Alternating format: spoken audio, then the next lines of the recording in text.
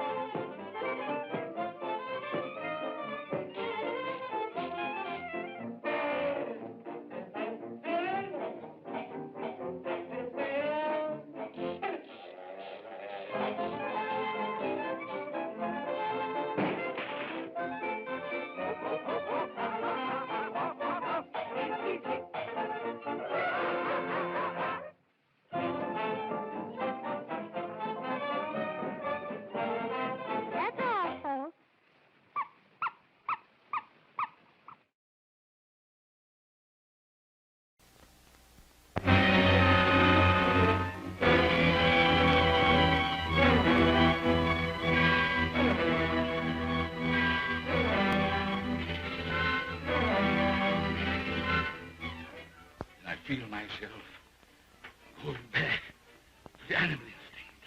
I locked myself in there with him, fearing that I might do something terrible.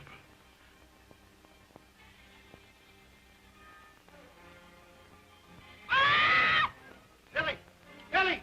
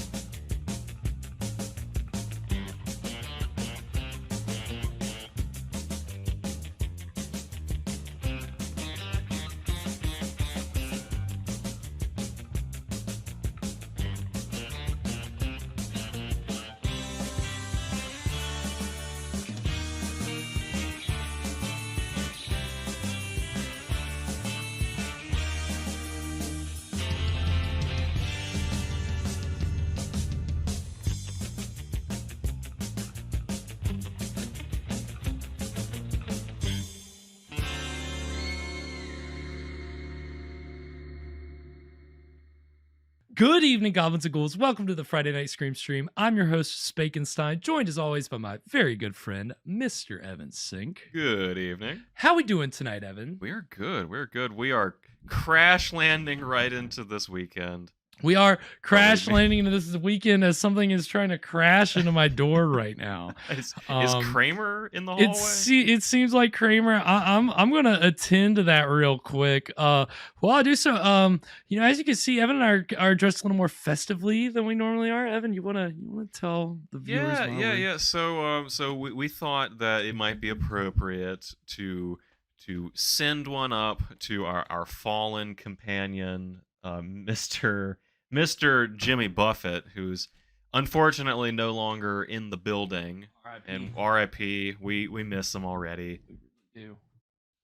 We do. And so Evan had the bright idea to pay Mr. Buffett tribute tonight by getting a little Hawaiian. And you know what? It's comfortable. It's nice. It is, isn't it? I mean, it really I'm always wearing these cotton t-shirts, which as you can see, I'm still wearing underneath, but I like having it's got a little extra sleeve. It's a little, feels like I'm wearing a soft hug. Yeah, the fabric does kind of give you a little bit more of a snug kind of a comfort wear as opposed to just a cotton t-shirt. So we're on island time. We are on island time this evening, and I hope that everybody out there is ready to get tropical. It's 5 o'clock somewhere. 5 o'clock here tonight, and I hope you're all ready for it. We certainly are. And so I mean this is certainly Maybe tropical isn't the best word, but you could say it's our tropical episode this evening. That's right. Yeah, Sweet Feet. We came up with 5 o'clock somewhere. That you're here. No, it's all Jimmy Buffett. Everything's Jimmy Buffett themed tonight. No, I didn't plan that far ahead. This is as far as the tribute goes. But I thought it was a good idea. Something nice. Yeah, I thought it was a good idea on your part, Evan. A good way to pay tribute to the man. And of course, as we do every Friday, we're bringing you a classic public domain horror movie from the deep, dark depths of the public domain. And all the way in the bottom of the bargain bin. And tonight's film is definitely no different. See Mr. Fresh Rogan, Sweet Feet are both in the chat. Good evening, boys. Good to I would say see you, but I'm just looking at your names on a screen, so I can't really see Good to see your names. Good to see your names. Good to see your text. Good to see, yeah. Always love just reading and whatever crazy stuff you guys have going in the chat. It's always a treat. But tonight's tonight's episode is we're getting a little tropical, and it's just this past Monday, it was Labor Day, so it's officially the end of summer. And here we are, It's we're the perfect time to be kicking out the summer gear. yeah, just one more time. It's got to, rear its ugly head. We got to get one more wear out of our summer clothes before we finally transition to that. I think next week we're in our neck of the woods. It's supposed to be getting kind of cool again. Okay, so I'm it'll gonna be break out nice. that jacket. Yeah, you maybe finally start getting some long sleeves. I mean, to me, there's no better combination than that kind of weather and these kind of movies that we're going to be watching for the rest of the season. But this is one last kind of hot weather movie. I think we were timing it perfectly. Well, what are we watching tonight? So tonight we're watching the 1951 B movie Bride of the Gorilla, starring I shouldn't say starring Lon Chaney Jr. I should say with Lon Chaney containing Lon Chaney. Lon Chaney Jr. And it's our ape-core film of the season. And we have been kind of the past, I mean, this is our third episode of the season. The first two episodes have really dealt with mad scientists. Yeah. We've seen some mad scientist movies. Now we're moving to the supernatural. A lot of ape-core films usually involve science, so it's nice to get away from the science and get something a little different. Yeah. But tonight's film really comes on the tail end of the. Well, we've used that phrase before. I shouldn't say. This is like the end of the golden age of ape-core. This is like the tail end of the golden age. So it's it's interesting. I haven't seen it before, so it should be fun. Should be pretty bananas. And speaking of bananas, I know that that turns out to be one of the prime ingredients in the drink that Evan is pairing with this evening's film in a little segment which we call What were you drinking? What are we drinking this evening, Evan? So tonight's drink is, in a word, indulgent. That's our operative word tonight. So we've had, a few ape-core movies by now, and usually I of course go for some kind of banana themed drink. Yeah. But I thought this time let's just crank it all the way up. Let's just go all the way up to 11. We've had something like this before, but this is just so much more indulgent. So what was it before that we had? We had, oh gosh, it's been a while, but it was the I think with the dirty banana, maybe something like that. Yeah, that's what I thought it was. Okay. Yeah, so kind of like a banana cream. And I think Right. that has chocolate in it, maybe. It was delicious. Yeah, very good, very good. Anytime we get a frozen blended drink, just love it. Love it. Tonight's drink is called the Banana Breath. This is made with some aged rum, Frangelico, some hazelnut liqueur. Frangelico. Some banana liqueur, a frozen banana, and a scoop of vanilla ice cream. And a splash of milk. So I've got this. I apologize if this is awful on the mic, but No, do it. Let them hear it. Let them hear how the sausage gets made. Yeah. My dog loves this sound. Charlie, he's staring at me right now, cowering on his bed like, you son of a bitch. Why'd you let him bring this blender back in here? I can't hate on the blender. I think every frozen cocktail that we've had on this show, I have loved it. They're always, I really do just throw stuff at the wall sometimes, and just to see what will stick. Mm-hmm. So we get some duds, but I'm pretty sure this one's gonna be pretty good. I mean, again, Frangelico. It, like any drink with ice cream in it, how bad could it possibly be? Yeah, that's. All that sugar, Evan. How bad? Do you really want to know? Do you want me to tell you? No, you don't want to know. So we've got our freshly blended drink. We're gonna have a garnish of nutmeg on top, just a little bit. I always love just a hint of nutmeg. It's always a little bit of spice. You sir, ooh, So very it looks creamy. good. Very creamy. Yeah. So before this melts any further, I think we're gonna go ahead and give it a try. This is the banana breath. To buff it. To buff it.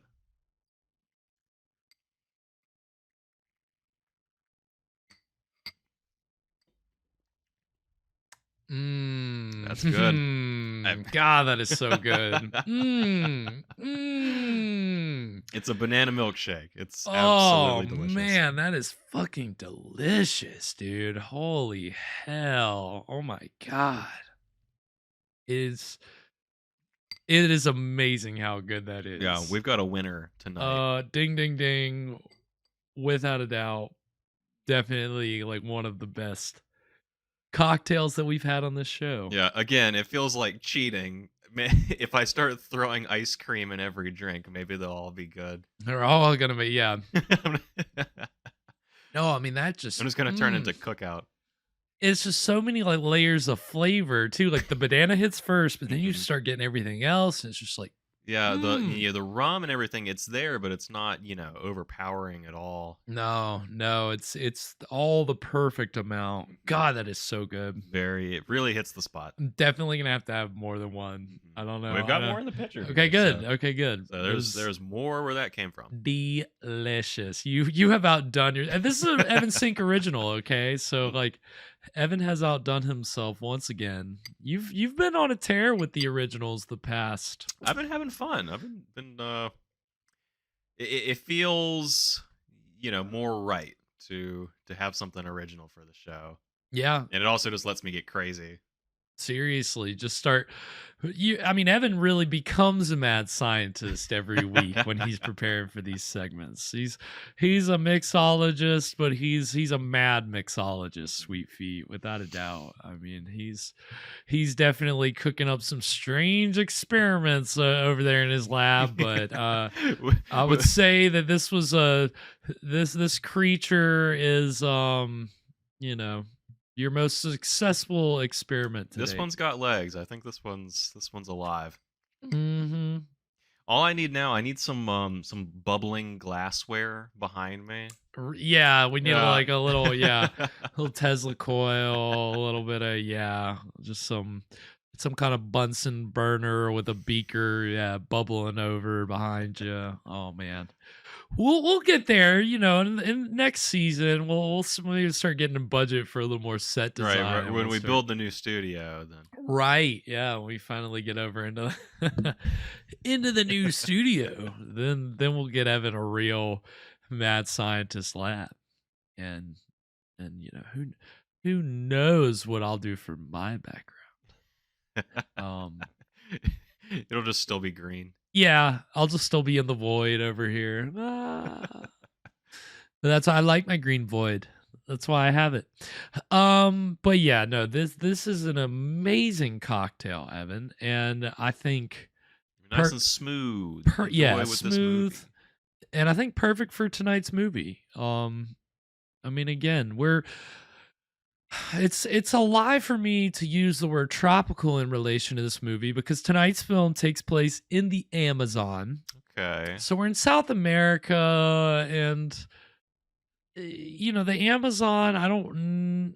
Can you call it? Is it? It's kind of tropical, right? I guess so, but I don't know, a jungle. I don't know if that's. I guess it is vibe, like a tropical rainforest, sure, right? There you go. I guess. Yeah. So I guess we can use the word tropical. So I think tropical is a good word. So, well, now I'm deciding that it's a good word. But so here, we are officially declaring tropical works.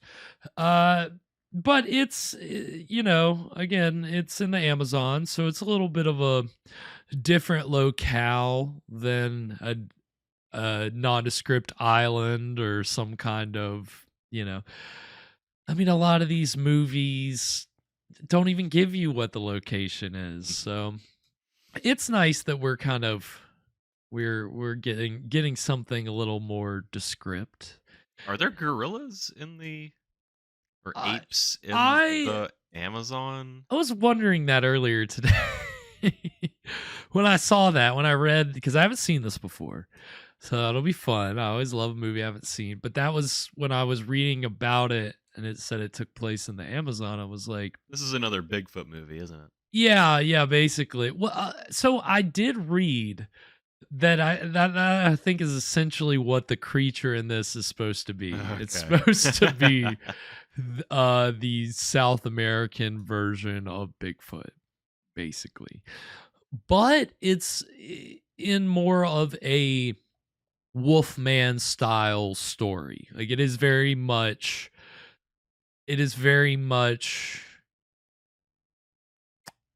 it's almost a remake of the Wolfman. There are a lot of similarities.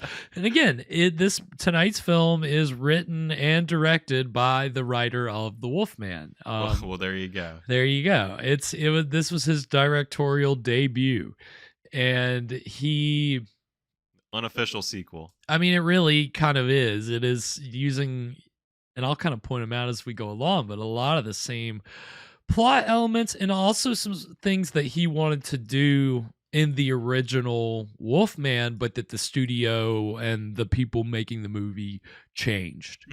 Okay. Yeah, so he kind of had some different ideas with the Wolfman, and so this was his redo. This is his do-over.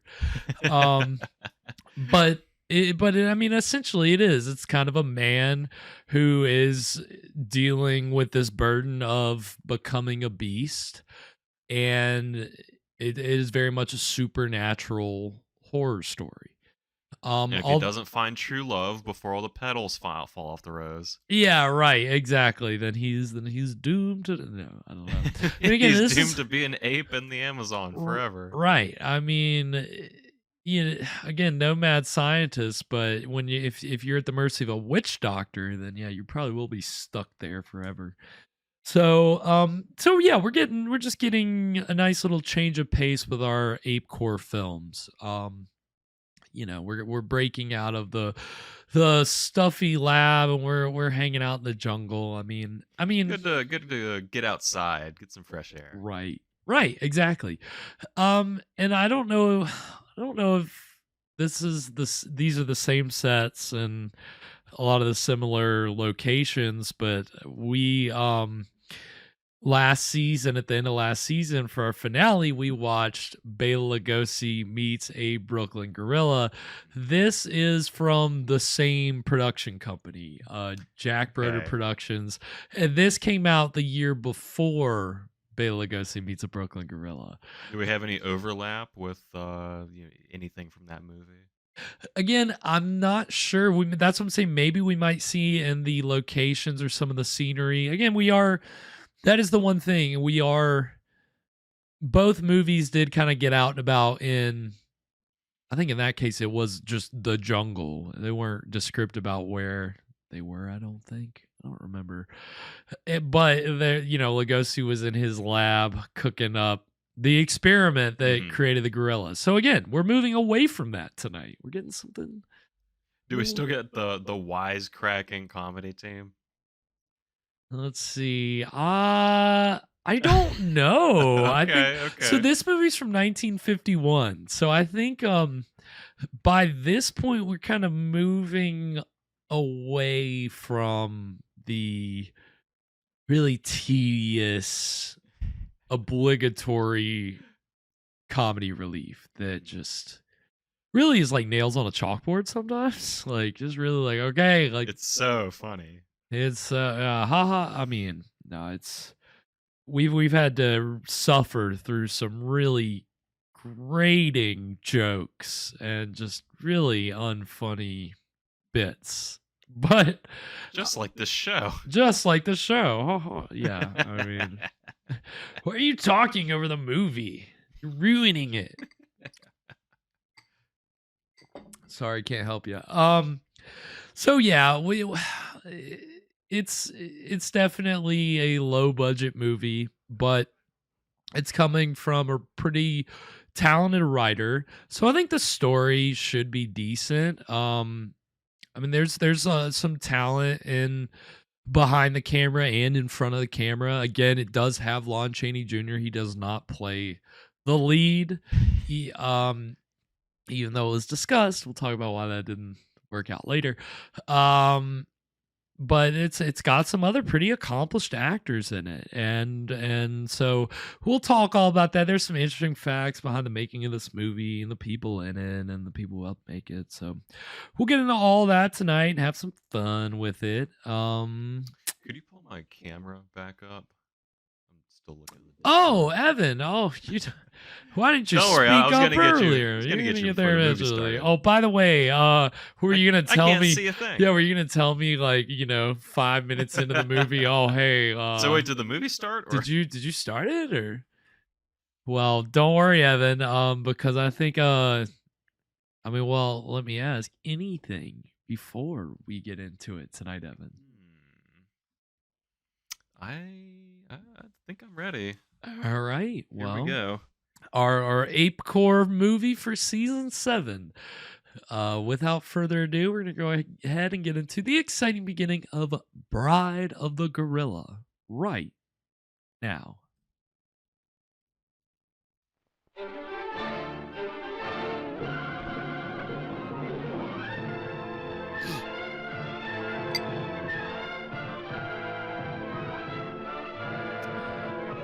Bride of the Gorilla.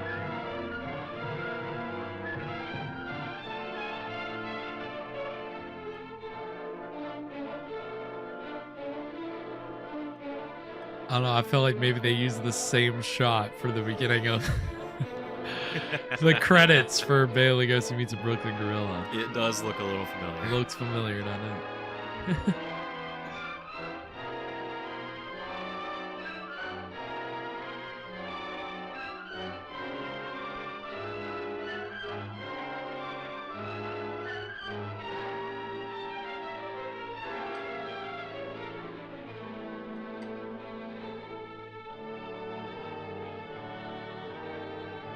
Curt Siodmak, also writer-director of 13 Demon Street, our mini-sode. okay. Yeah, I forgot. Should have mentioned that before we started.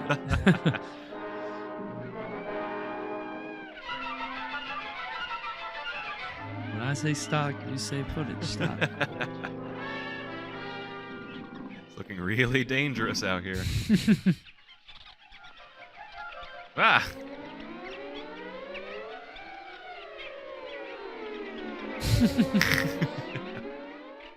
Was that the comic This relief? is jungle, lush, green, alive with incredible growth, as young as day, as old as time.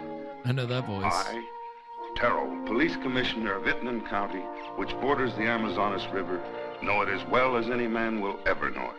Morgan Freeman. Isn't it beautiful? But I have also learned that beauty can be venomous, deadly, something terrifying, something of prehistoric ages when monstrous superstitions ruled the minds of men. This is just Something that bad. has haunted the world for Yeah. millions of years rose out of that verdant labyrinth. Let me tell you how the jungle itself took the law into its own hands. This was Van Gelder Manor, built to stand against the searing sun, built to shelter generations of Van Gelders. It also has become prey to the powers of the jungle, that terrifying strength that arose to punish a man for his crime.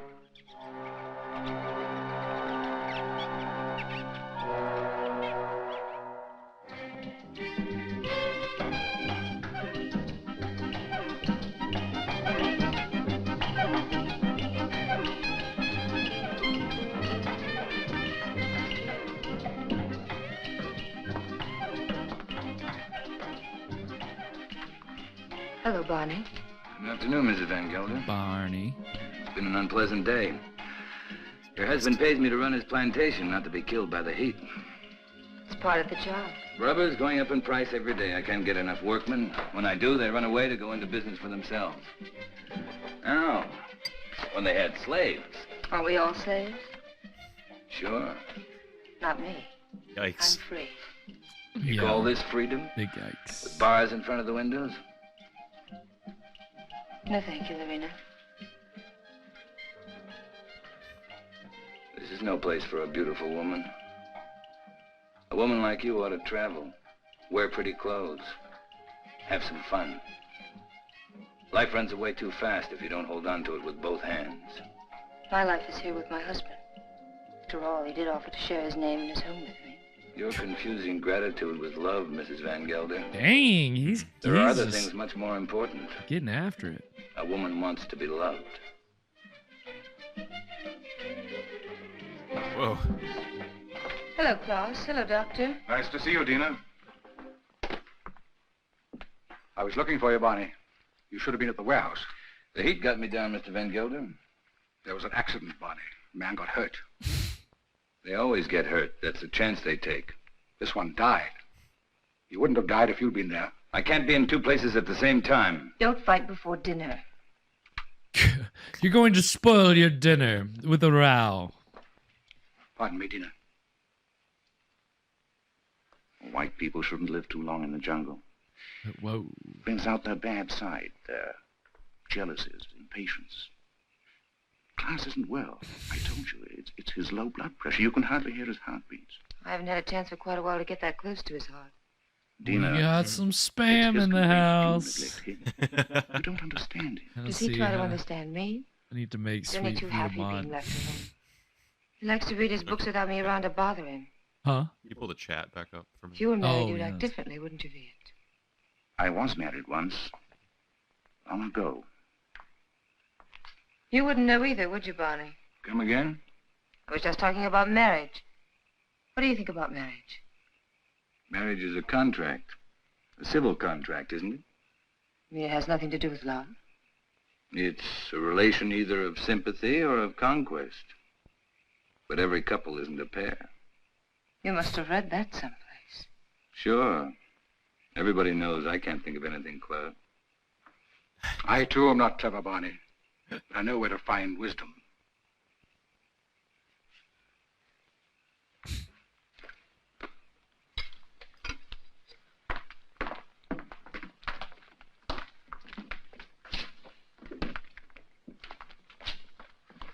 This is my dinner shawl. It's so cold down here. Thank you, Alon. I'm gonna eat this whole book for dinner. Worked up quite The the heart appetite. is deceitful above all things and desperately wicked. Who can know it? I, the Lord, search the heart. I try the reins, even to give every man according to his ways and according to the fruit of his doings. What? Why? Before dinner? The little song. We had a case of smallpox down in the harbor, Klaus. I think it'd be wise to inoculate all your workers. You know about the complaint of that worker and his What? daughter? Give my It's my own employees business, health Mr. care. Van Gelder. You're living in my house. I demand that you conduct yourself accordingly. You've not done so. You can pick up your pay and leave. It's all right with me. What's the matter? What are you mad at Barney for? I don't want him here any longer. Do you mind if I have my dinner first? Excuse me, will you? You can't skip lunch. You just Stay here. can't. What's gotten into him? I'll find out. Did you pick a fight with Klaus today? No. But I'm old enough not to be pushed around by anyone. I don't like his spies. That old woman, Al Long. 10 to 1, she gives him a report every day. I want to be treated right, that's all. Just because he has money doesn't mean he owns me. Don't go away. Don't leave.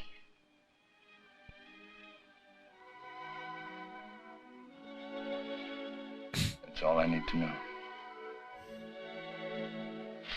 You said it all with your eyes, baby.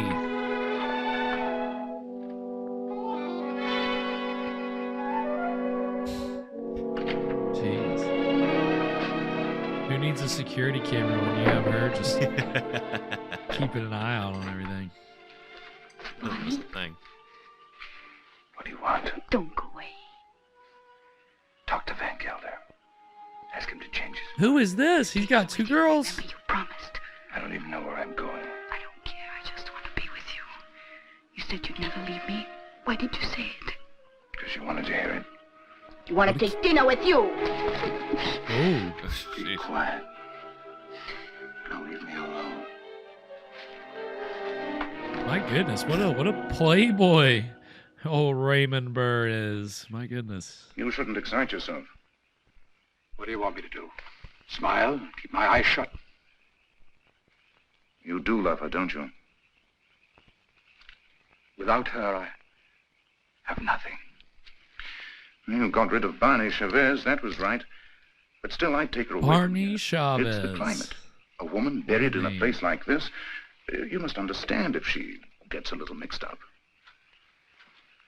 You too like her, don't you? Of course. Everybody likes your wife. She looks good to any man. That's a compliment. That's what he said. Listen to who's giving advice. My private life isn't perfect either. But then, I live alone, so nobody cares. That makes the whole difference. Barney Chavez. He's like a beast. An animal with animal instincts. I never thought, Tina, it would come to this. You better go to bed. I should, too. I don't like to see you taking so little care of yourself. But you'll be all right. Thank you, Viet. Good night. Good night.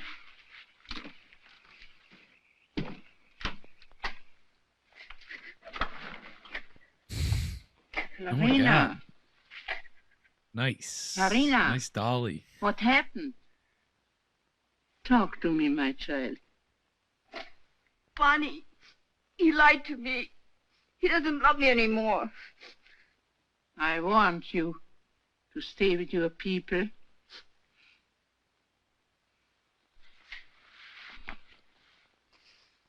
But he will never hurt you again.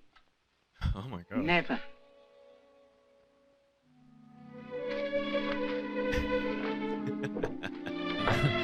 Is that a threat?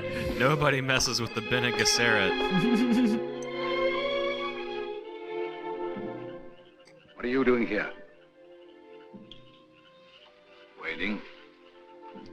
Hey, I wanted you to know. talk to you. Yeah, just stand here in the bush. I don't care to listen to anything you have to say. You chose your time to talk, Van Gelder, in the presence of your wife, your doctor, and your servants. What I have to say, I wanted to say to you alone. All right. Go on. I've done a lot of good work for you. Anything else?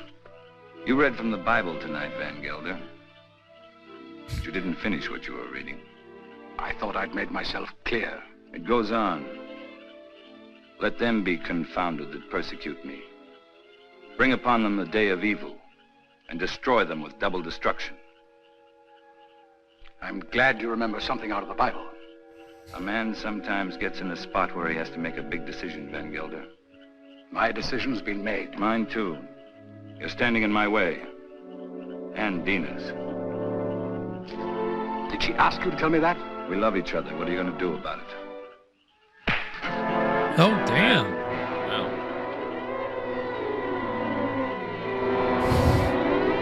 Do snake, snake. He turns into an ape.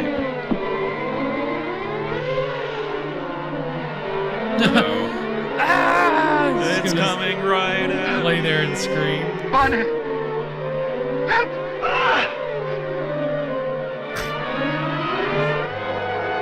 What?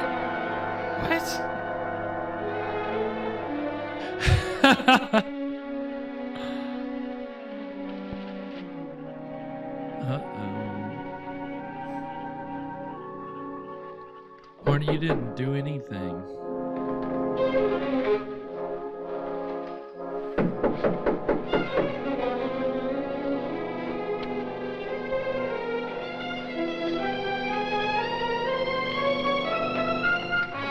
You can't come in here. Are you insane? I want to talk to you. You've been hurt. I'm leaving in the morning. You're coming with me. That's Del Closs. I'm not afraid to talk to him. He can't hold you here. This isn't a prison. Where'll we go? Does it matter? I can get a job anyplace. Nobody'll hire you around here. They all know class. And they stick together, you know that. The world's a lot bigger than this jungle. Bonnie, I'm afraid. You'll be happy. I promise you. You'll be happy.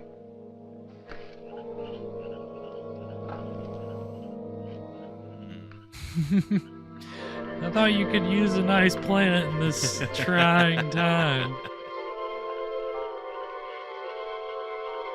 A nice ficus. Want to see my cool plant?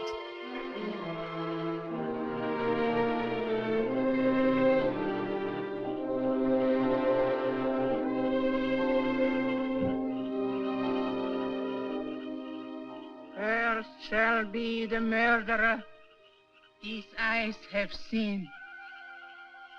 Cursed shall be Bonnie Chavez. He shall be like an enemy that haunt in the jungle. The jungle shall haunt him to his death.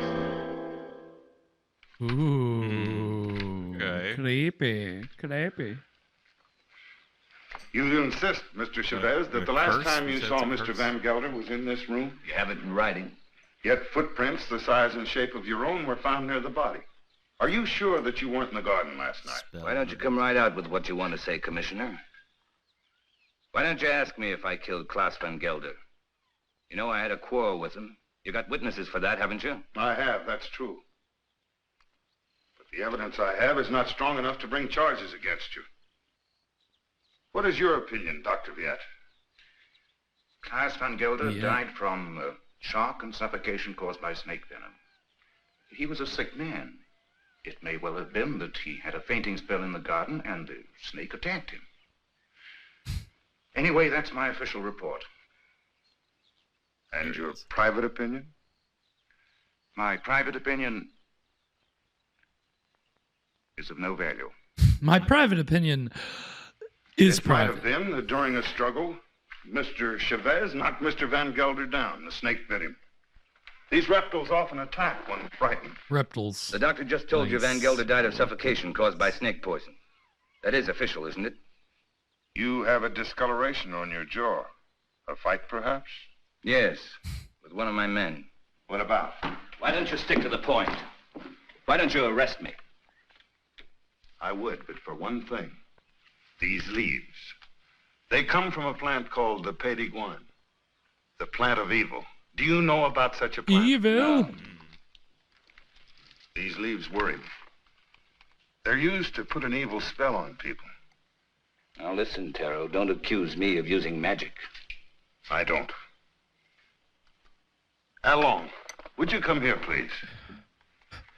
Hi, name's Al Long, local witch doctor. I want you to answer me truthfully. What do you know about Mr. Van Gelder's death?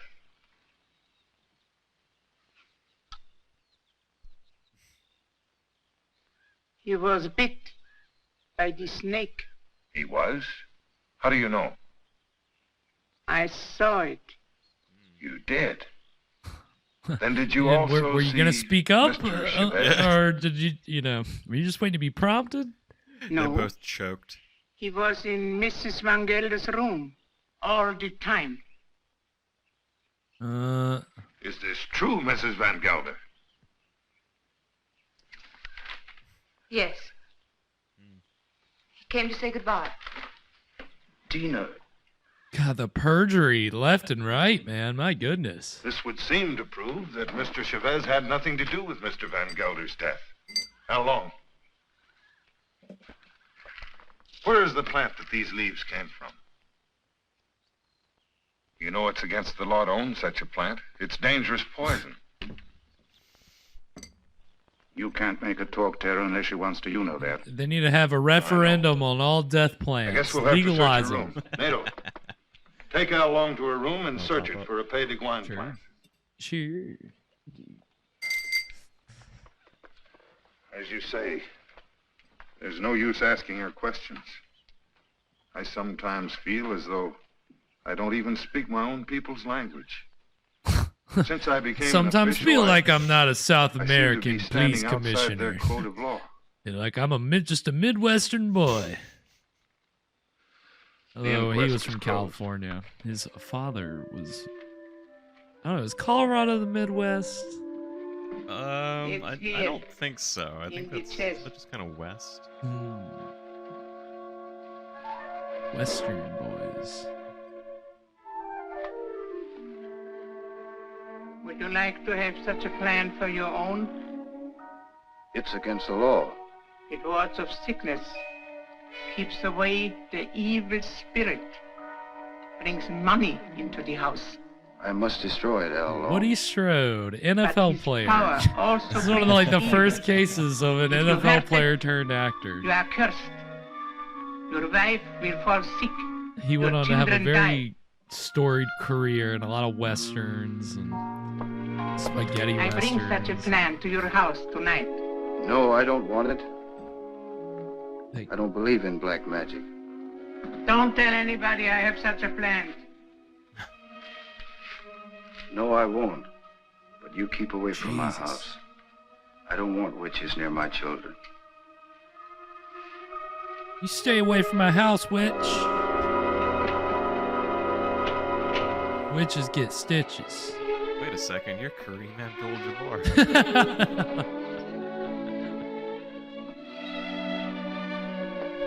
Can't remember which teams he played for. I saw it, but I didn't write it down. Hello. Thanks.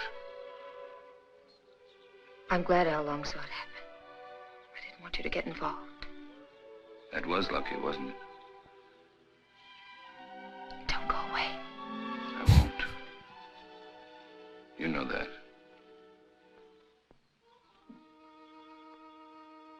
Oh, Père de Gouin, cloud his mind, change banish Chavez into an animal. In his eyes he shall be an animal. He shall be an animal in the animal's eyes. And that is gonna take us to our first break. So, what do we think so far, Evan? I'm having fun so far. We've got this old lady casting spells, getting into mischief. Yeah, man. You know, I said earlier that we were moving away from the Mad Doctor films, but what is a witch doctor but a mad doctor? Just another form of mad doctor, right? It's a different kind. I mean, isn't magic just science that we can't explain yet? Think about that. Think about that during the break. Yeah, that's definitely something to ponder on. Think about all that magic that you interact with in your day-to-day. Yeah, all the time, man. Every day, let me tell you. So, magic left and right. I'm glad we're getting away from the science. I've had enough time. You know me, I hate science. Why aren't they teaching magic classes in high school instead of science classes? Come on. Much better in magic class. I mean, yeah, then every school would be Harry Potter, and then that's what's going to happen to the education system eventually. I mean, we're going to move away from science and math, and it's all going to be esoteric bullshit. They're going to start teaching. I mean, honestly, schools probably could use a defense against the dark arts class right now. Yeah, but you know, it's all gonna be internet based. It's all gonna be, you know, how to defend yourself against, you know, trolls, but they're really just online trolls. Yeah, and there it's it is. yeah, I mean, there's a troll in the bathroom. Yeah, he's saying terrible things about my profile pic. Yeah, I mean, he's leaving nasty comments on my YouTube videos. You know, what are you gonna do? That's life. But yeah, so far, I mean, we've had a nice little witch doctor running around putting a curse on old Barney Chavez, which is a great name, by the way. Yeah. This is our angry man. Yeah, he's definitely that's all he's putting out right now. Fed up. He's just fuming He's had the whole enough. time. He was. You could. I mean, you saw him. You saw him punch that guy in the gut. Love that good, like grouchy working man energy. Right, and of course, the actor playing Barney Chavez is Raymond Burr, who, yeah, like before this, he was known for playing what was at that time called a heavy. I don't know if you've ever heard that term used before, but like a heavy at that time in movies was like a bad guy, usually like big and intimidating. Okay. And like not always like the main antagonist, but some form of antagonist. So Raymond, like a heel. Yeah, like a heel, definitely. And that was like what Raymond Burr kind of started his career doing. He's got the scowl down. He does, doesn't he? He's definitely like that angry, serious look. And this is one of his first leading man roles. But of course, he would go on to become most famous for television in the 50s and 60s playing Perry Mason. Yeah, that was his like big claim to fame. And then in like I think the 80s and 90s, he made like a whole bunch of TV movies as Perry Mason. Yeah. So he went on to have like a, very big career. Of course, we actually watched a trailer of a movie that he was in last week, Godzilla King of the Monsters, the Americanized version of Godzilla. He was the one that was like starring in the new scenes that were filmed and spliced into the movie. Okay, so yeah, this is a fairly big name guy. Yeah, I mean he went on to, he's also the antagonist. After this, he played the antagonist in Rear Window, which is a great Alfred Hitchcock movie if you haven't seen it. But he plays and I'm not spoiling anything here really, but he's the murderous husband across the street. Who really in the climax of the movie kind of like they use his like big brooding presence to like at full effect, and he did, he was it seems like all the actors in tonight's movie, or most of the main ones, had very stormy personal lives, which were kind of like always in the tabloids. And Raymond Burr's thing was he struggled with his weight for a long time. There are a lot of things about his backstory that he kind of like embellished or told lies about. Was that like a Hollywood tabloid thing even back then? Yeah. You can't be a fat leading man or whatever. Yeah, there were other actors kind of like Raymond Burr who kind of got like kind of in that trap of, okay, you're the fat, like heavy, literally heavy heel. And he didn't like that, and that's why he got lucky getting the Perry Mason role. He was also a closeted homosexual, and he was, he never in his lifetime he never came out, but that was just kind of another thing that was always so like posthumously he did. Yeah, posthumously everybody found out. But during his career, people would make thinly veiled jokes about it, like while he was alive. Like people kind of knew, but they didn't really say anything.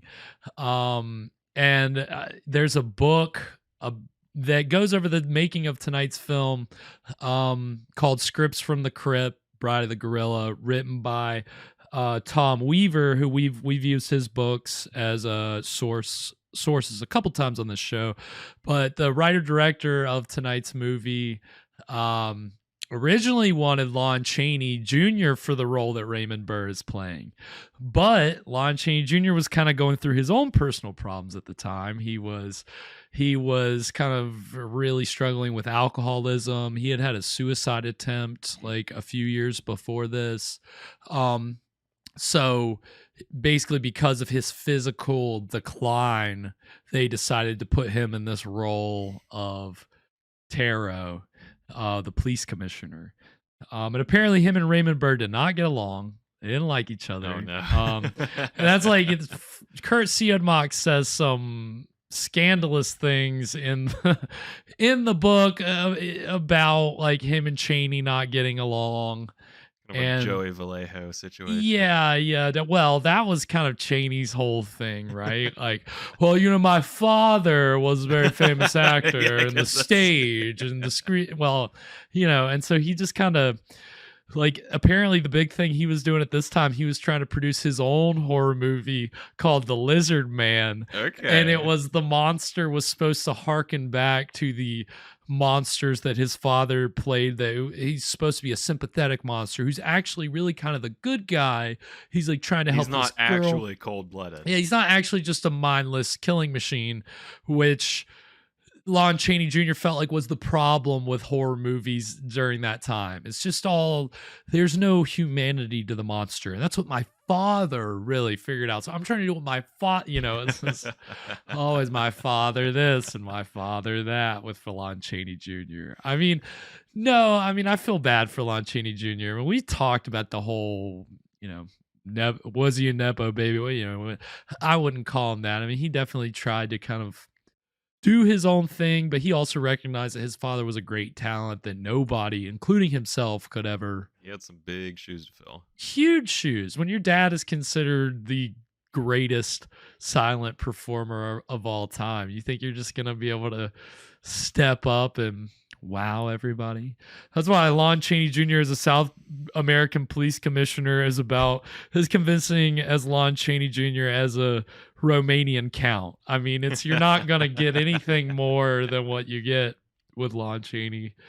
And he understood that after a certain point. He's like, just give me any role. Give me a character role. I don't need to play the leading man even anymore. But he did for a time. He was really pushing for I just want to be a normal guy. I don't want to be a monster or like. And Universal gave him a whole series of movies called the Inner Sanctum Mysteries, where he got to play a doctor or a painter. He got to play normal guys, but they were always dealing with some crime or murder or something. And they're good little movies, but they didn't do anything, amazing for his career. And so this is like one of the later movies that he did where he's not playing a monster or he's just kind of a side character. So. But we're happy We're happy to have him. We're happy he's here. And so there are, they're the two biggest names in the cast. And we'll talk about some of that other cast members when we come back from the break. For the break, we're going to watch some trailers for movies that were written by the writer-director of tonight's film, Curt Siodmak. He started his career in Germany. He was born in Germany, started his career in Germany with a bunch of other famous filmmakers who would immigrate to America from Germany. He immigrated in like 37 or 38 because of the Nazis. He got the fuck out of Germany. Smart move. Very smart move. Started he was, from the early 30s, he was writing like plays and screenplays. But in 1940, he wrote his first horror movie, and that's The Invisible Man Returns. That's the first trailer that we're going to see. And then the second trailer we're going to see is for the last horror movie script that he wrote. It's The Creature with the Atom Brain, I believe. He had a lot of his stories dealt with like mad scientists who do brain transplants or like the ape, the one that, no, that one wasn't about brain transplants, but the Karloff movie that we watched with he's getting their spinal fluid and he's, it's always this about a mad scientist who's trying to do something with, spines and brains and all this. And his most famous, I think his only novel was Donovan's Brain, which is all about like a science experiment with a brain that, I don't know if it becomes sentient or I don't know, but it got adapted a whole bunch of times. I don't think he ever wrote any of the adaptations, which is kind of weird. But he wrote a lot of the Universal horror movies and, this was his directorial debut. His brother was a director of noirs. They're really acclaimed now, and they were then. And he was jealous of his brother and was like, I want to get into directing too. And apparently, according to him, his brother was really concerned. As soon as he found out, he rushed over to his house, was like, I don't think you want to do this. Like, try to talk him out of it. But he's like, Curt Siodmak said, directing is nice because helps you break out of the. He says directing adds life to the hermit existence of a writer, right?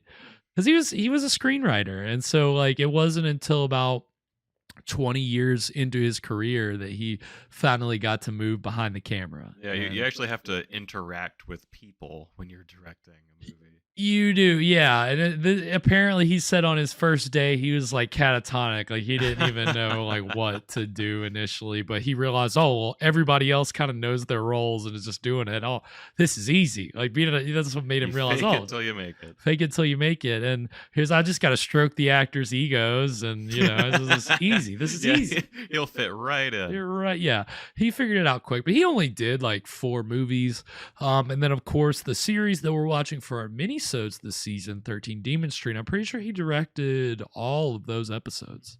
So, he had 4 movies and a TV show under his belt. That's not a bad, pretty good career. Not a bad career. So, we're gonna see these 2 trailers for some Siodmak penned horror movies, and then when we come back, we're gonna get into the exciting middle of Bride of the Gorilla. So stick around. We'll be right back.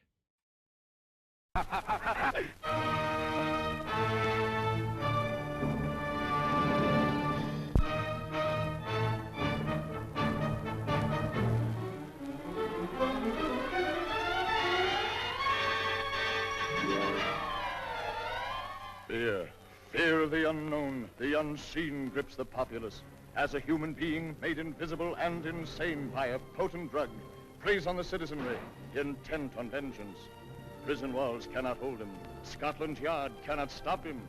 And while science works frantically, while a loved one waits and hopes, the invisible hands of a condemned murderer deal out death and destruction. Inspector, I don't understand. Jeffrey, he's invisible. Why can't I see him? Oh, he's here, is he? Let's catch him, Inspector. He wants to kill me. You can't go upstairs. Oh, good man, I do. Don't be afraid, darling. I can leave any moment I like. Take care of yourself, darling. I'll be all right. Helen, don't look at me like that. Jeffrey, he didn't kill Michael. Oh, didn't he? That shows how little you know, dear old Richard. No!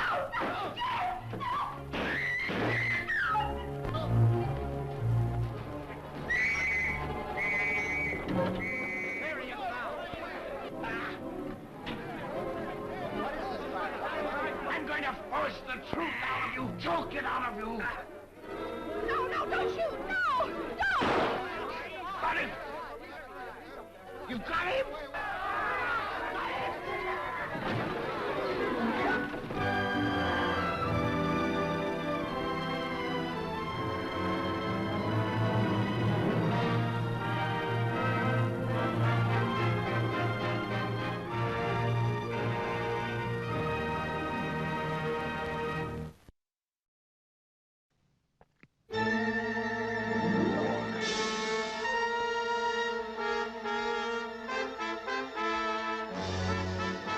Fission science creates an electronic monster so terrifying, only screams can describe it.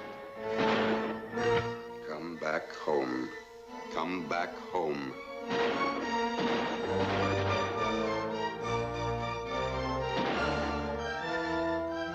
According to the evidence, Hennessy was murdered by a creature with atom rays of superhuman strength, and a creature that cannot be killed by bullets.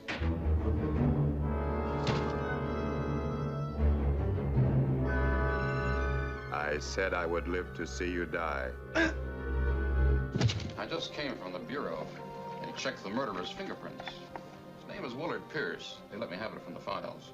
Petty theft, fraud, 3 months in prison, tuberculosis. How could a tubercular man have strength enough to break those bars like that? You think that's something? Answer this one. How could a dead man have strength enough to do it? Fantastic, but based on scientific fact. Planes. How low they're flying. You will stop all planes and trucks searching for radioactivity. If you do not, many people will be killed. There will be no other warning. Hello, hello, hello! They hung up before I could put a tracer on it. slow down, Dave. Dave, did they... No.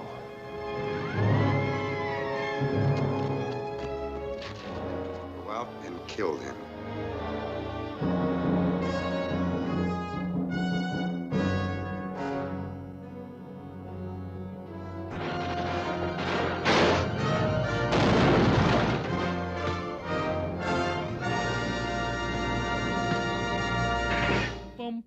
And we are back. So yeah, that was the trailers for The Invisible Man Returns and A Creature with the Atom Brain. That sounds like a really sick insult. Like like your brain is as big as an atom. What is your brain? Just a single atom, bro? You freaking idiot. Hey, Atom Brain. Yeah, Atom. Oh, yeah, that's good. I love that.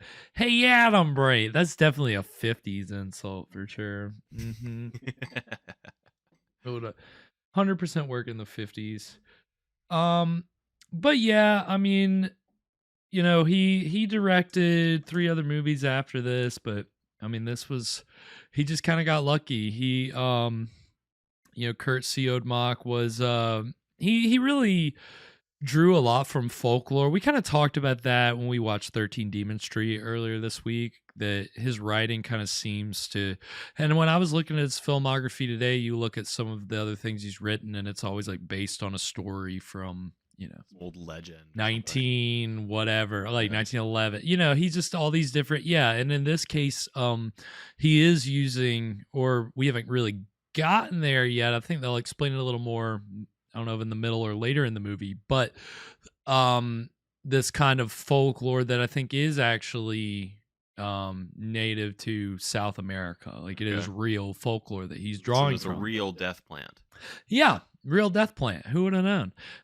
Legalize it. You know, we all just, that's all we just want to be able to grow our own death plants, man.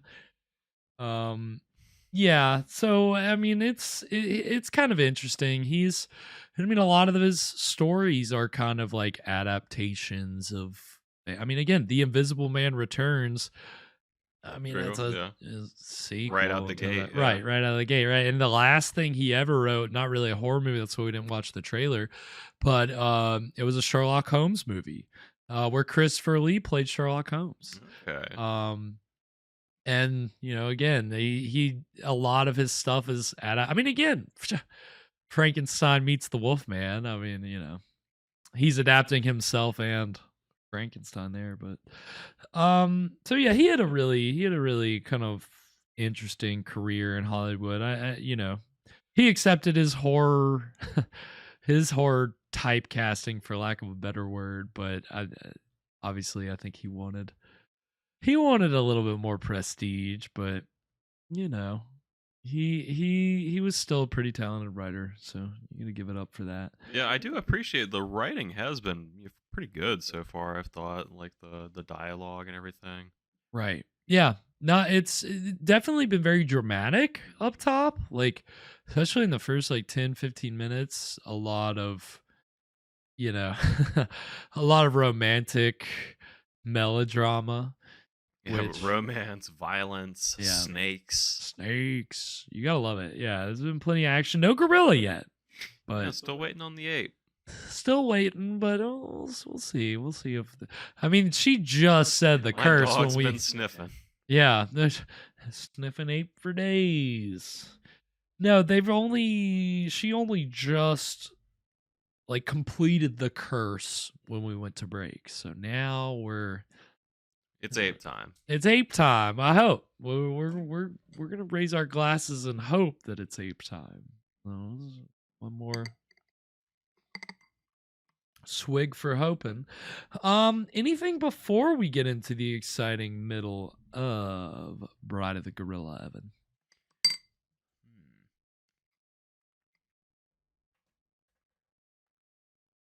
Oh my God, are you chugging it down?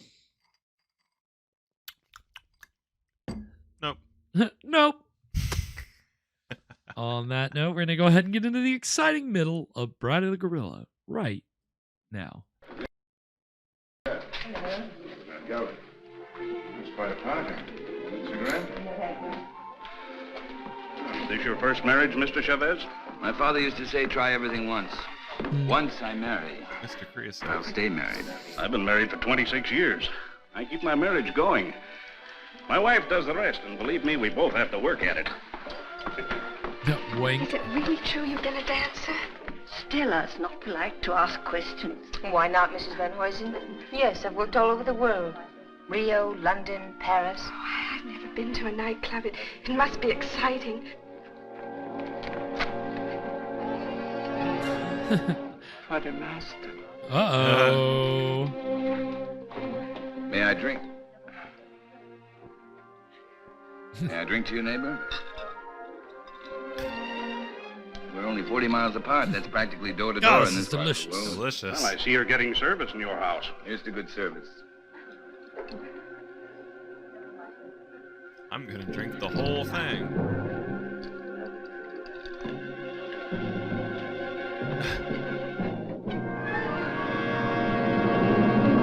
I'm very unlucky. Every time I meet an attractive man, he's either married or just going to be married. Better luck next time. Excuse me, Doctor. I'm spoken for. Yeah, it's too bad, though. This is my wedding, No. lady. It'll just be you and me. Nothing else matters. Nothing. Promise? Yes, I do. I've come a long way to find you. What's all that about? Mr. Chavez, the papers are prepared. All you have to do is sign them and pay for the government What are they stamp. kissing for? What is this, a wedding or Every something? step in life I'm starts with police paying commissioner, but I'm also the the justice of the money. You peace. sign first. I'm afraid you might change your mind. How shall I sign? My maiden name? Your legal name, Van Gelder.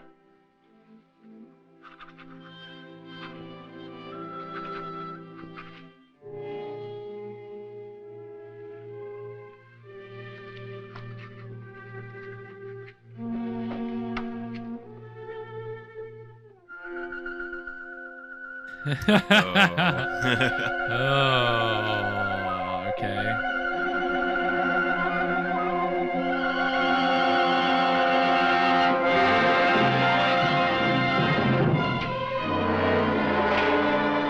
Case of ape.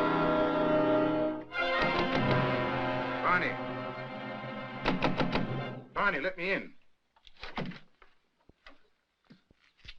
What happened? Close the door.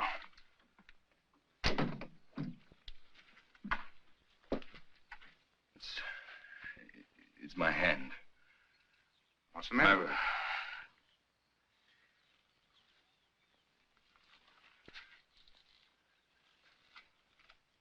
Let me see. I don't see anything wrong with it. It's the boy who cried hand. Yeah, I guess Curt Siodmak just has a thing for But it crazy hurt. hands. Yeah, we already saw Suddenly this it hurt episode. bad. Where did it hurt? In the fingers? Or... I'm all right, don't worry. I'm all right. Let's go back. No, I... Tell him I got sick. Tell him I got a fever. Tell him anything you want. You better lie down. I'll send Dina in. No, I don't want to see anyone. You're sure you don't want to see him? No. Now, leave me alone, will you? All right. Don't you know it's bad luck to see the wife after the wedding?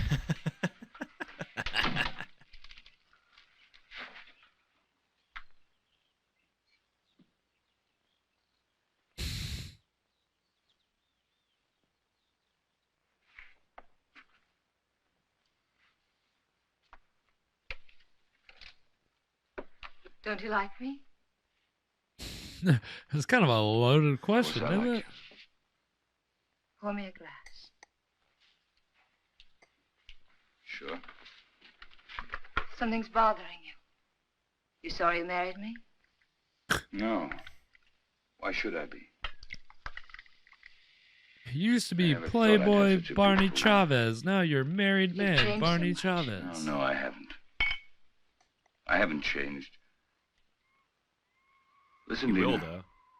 Listen. What is it?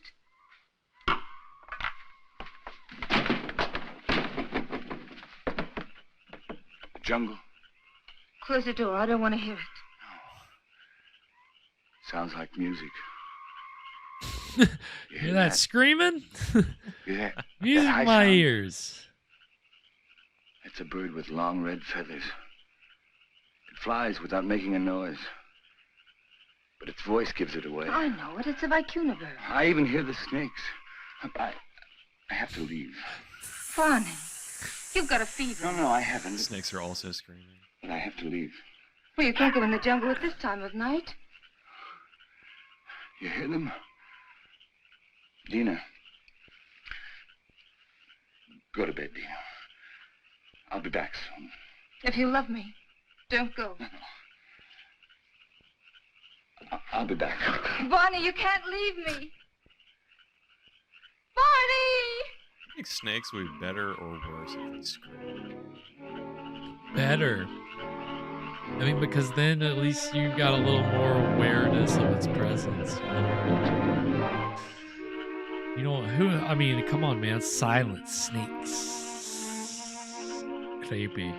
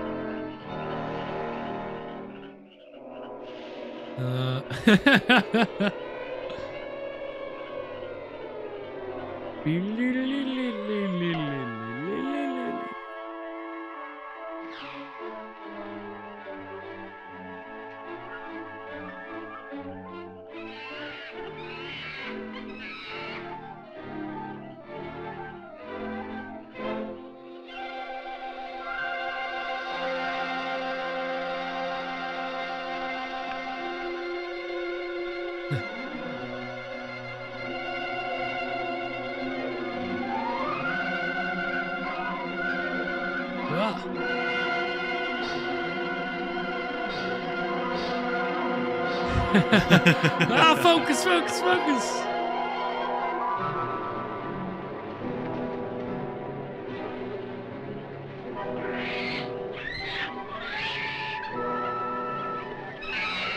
All the apes are going ape.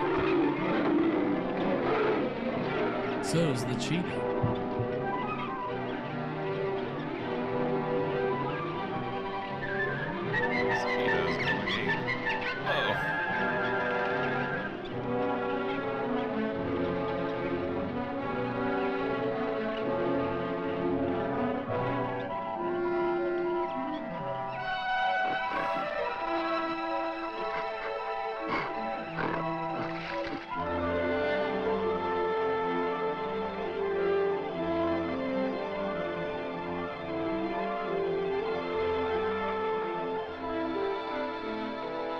He's an invasive species now, right? Yeah, pretty much. Barney, take him into the house, quickly. Oh, these are my hands. It's not my arm, it's not my eyes. It's not my face. Hello, Dina. I thought you'd never get here. It was 100 miles away. How long's it been like this? It was since I found him in the garden. When was that? 6 hours ago. You must have a fever. No, my hands, they hurt. They hurt. Yes, he complained about his hands before. But the things he says don't make sense. Things he says in his fever? Of course not. The face. Face in the water. Face. Watch out! Woman out the window, across the street.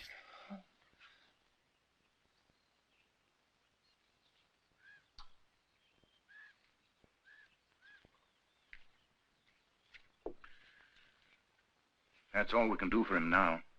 He'll sleep now. Give him quinine when he wakes up. Happy? Very. Happy? Barney loves me. It's the difference between my 2 marriages. And I love him. Class was my friend. What do you want me to say? I've already told you I'm unhappy, but that he had to die such a horrible death. At such a convenient time. Yes, at such a convenient time. Klaus died of shock and suffocation. Or would you like to change your diagnosis? I know the cause of Klaus's death, but not the motive. An accident. How long saw it happen? She may have been lying. It was an accident. It must have been, since Barney was in your room at the time. And you wish that What was wasn't the truth. snake's motive? I want to know who paid A him woman to do always knows this. a man's feelings about her. It's no use for you. This snake was Barney's my a husband, hired for better hitman. or for worse. Dina. Barney's going to be all right. I'll stop by in a few days. You know where to find me if you need me. Thank you, Viet. Good night. Good night. Hello, Tara. Hello, Doctor. Come in. Am I interrupting important affairs of state? No. Sit down. Make yourself comfortable. Eso es todo. Sí, señor. Nice Have you Spanish heard of there, this Lon. big cat that's supposed to be around? Of course. Some say it's a puma. Others a giant ape. And still others say it's the sucarat. A sucarat? It's a new kind of animal to me. That's a famous jungle demon. It tears living animals to shreds with its claws and then feeds upon them. Has been known to attack humans also. Hasn't so far, I hope. No, but I'm sure it will. You're sure? Someone will use this rumor to kill somebody. Blame it on the sucarat. It's happened before. It has? I closed the Van Gelder case today, officially. Death due to suffocation caused by snake venom. That's your report, Doctor. It's not my opinion. But of course, my opinion doesn't seem to carry much weight in this case. After all, you're only the police commissioner. Who would be interested in your opinion? You know, Doctor, I was born in this little town. I know. I sometimes regret that I went to university and then returned to this jungle with its superstitions. It only served to confuse me. You'll never impress me that way, Taro. How can I help being confused? My native mind is filled with these superstitions. My legal mind was developed through books, written by people without emotion. Yes, but justice must detach itself from emotion. Oh, that I realize. But I know that Barney Chavez murdered Van Gelder. I know it emotionally. I should arrest that man and charge him with murder. Why don't you? The case I have is not tight enough to get a conviction. I know that Al Long lied to protect him. But I also know that he cannot escape punishment. Why? The sucarat. The sucarat? The jungle demon? Taro, you're joking. You don't mean it. Barney Chavez will be brought to justice. The jungle will see to that. The longer I live here, the less I understand you people. Drop in What again, do you Doctor. mean? He's talking like he cast the spell. Yeah. Hello? This is the commissioner. Well, Mr. Van Huysen.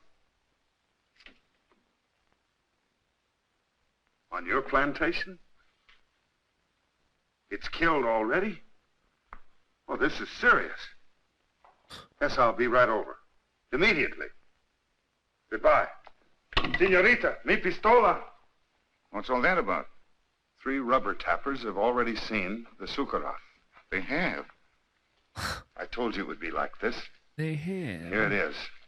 It's killed already. Next time, it might be a human. What does it look like, this mystical animal? It takes various forms. But seriously, Doctor, why don't you come along? Talk to the people that have seen it. It'll enlarge your knowledge, and we might need a man of your profession about. I wouldn't miss having a look at it for the world. If these fools hadn't trampled all over the place like a herd of elephants, we would have found footprints. Neck's been broken. Wow.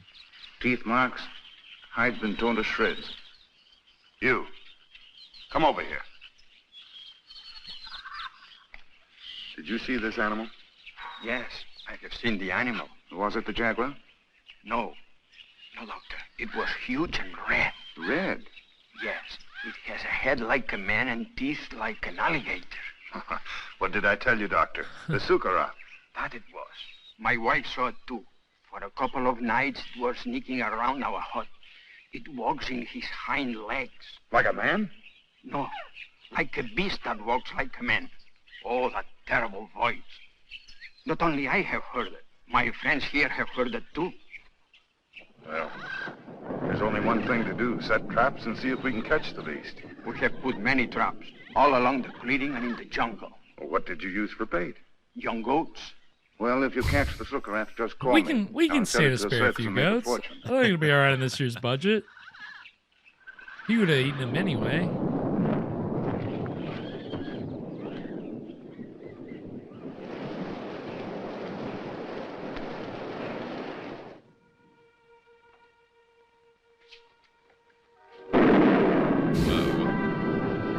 That was extremely cool. Hell of an entrance. Hell of an entrance.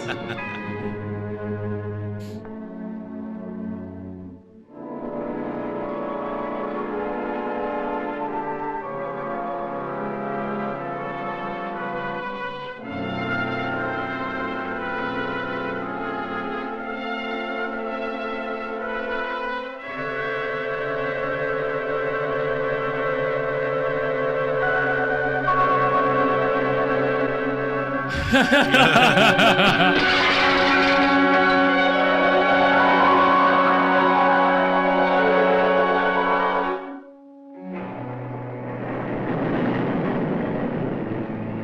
a nice little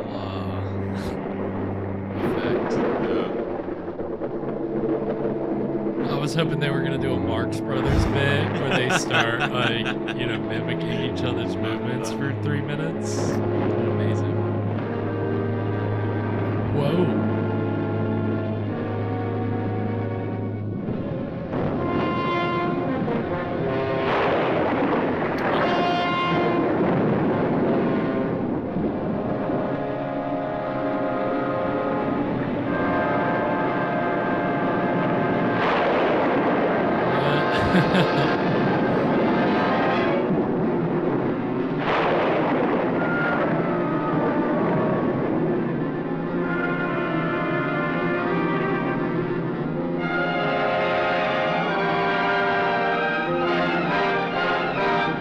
Oh hell yeah, she is freaking always on.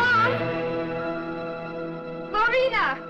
She's obviously seen a lot in her life if she knows she's gonna sleep with a gun or her pillow.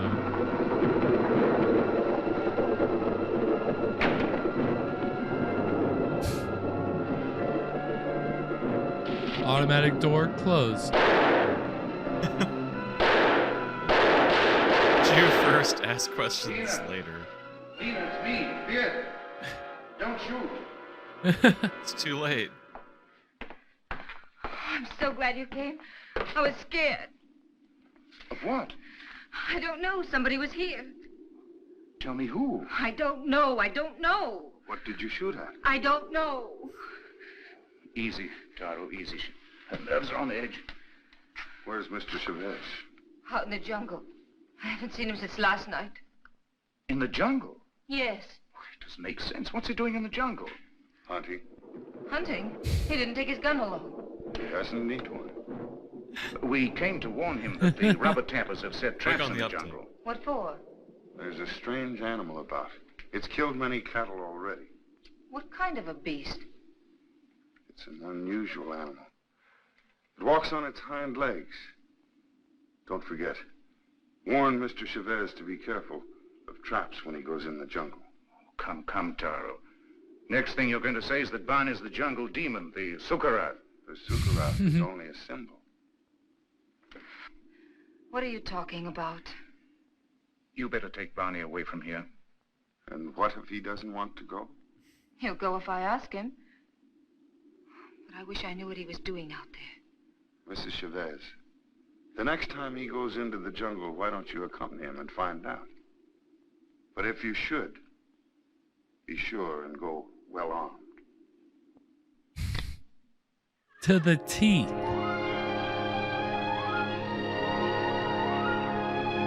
If you sleep with this gun under your pillow, I can't imagine the guns you got locked away in your closet. You probably got a whole armory back there. Oh, yeah, yep. Yeah, she does. Look at that. Bonnie! Locked and loaded, dude. Dina. You know, any woman named Dina's got to own about 7 guns.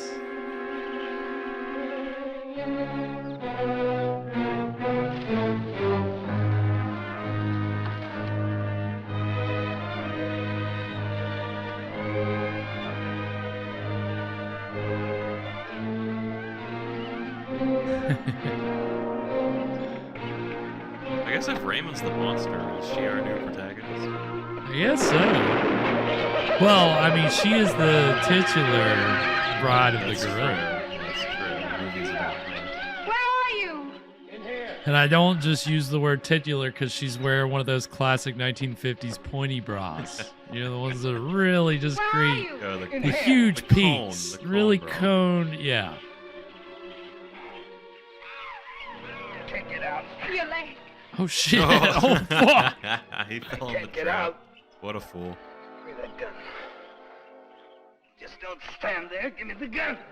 Don't just stand. I'll shoot the trap off.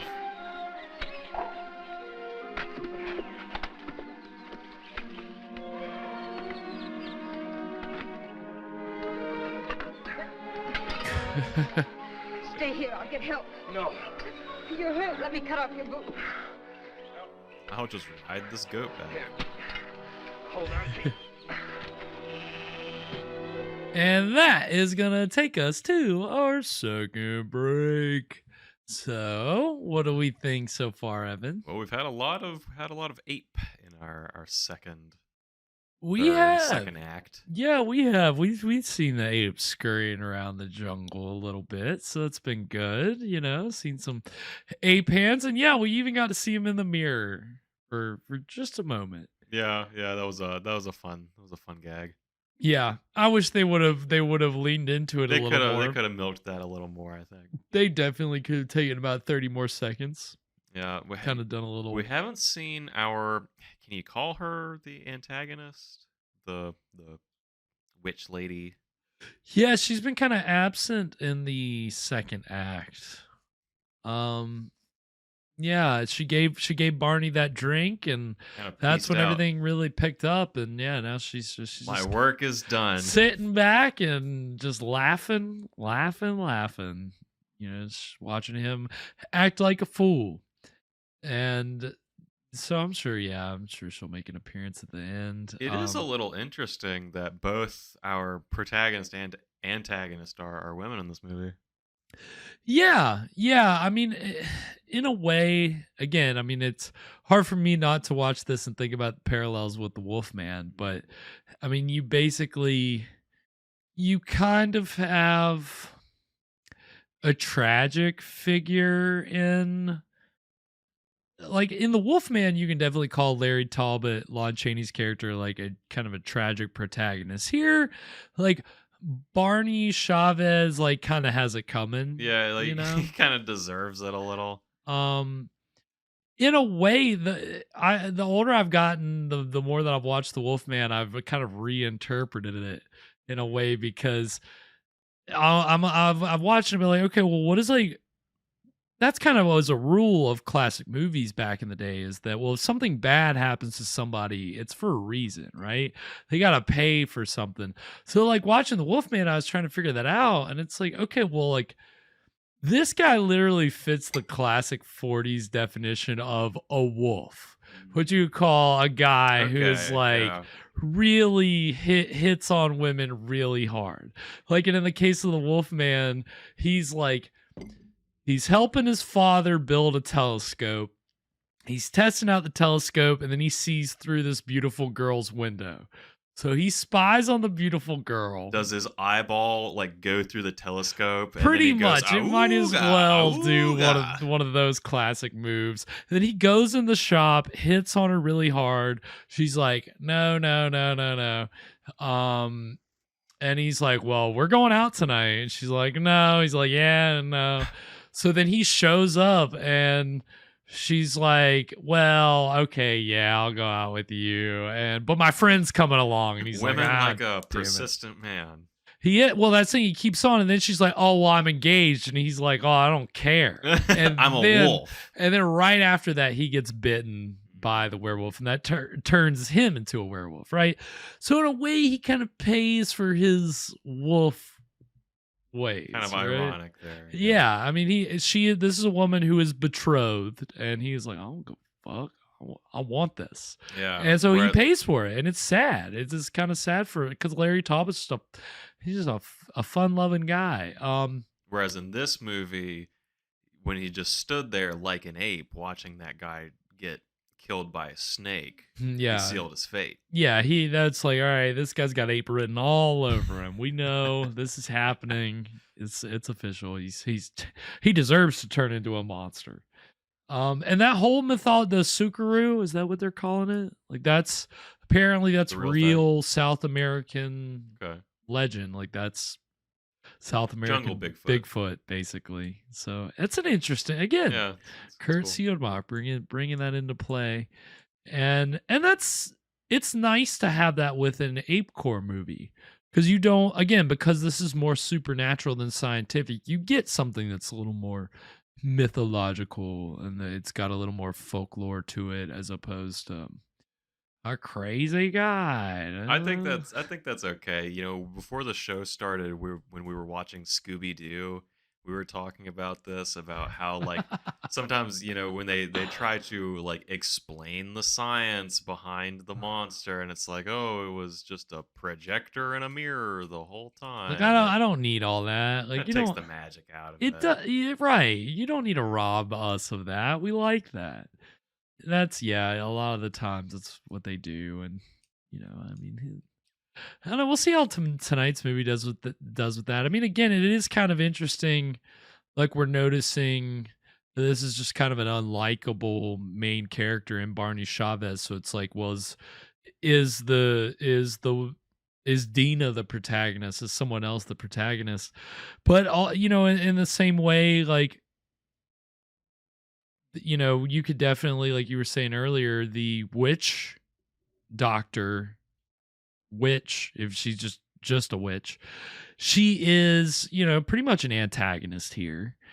And there's a very similar character in the Wolfman, Maliva the Gypsy, but she's a protagonist. She helps Larry Talbot when he is like struggling with like accepting the fact that he is cursed with lycanthropy, and she kind of aids him through the process. Whereas here, it is because of the witch character that Barney Chavez is experiencing this terrible, horrible fate of the Sukaru. So I don't know, definitely, you know, a lot of drama, a little bit of mythology. Obviously the writing there's a little bit more going on here than just a simple.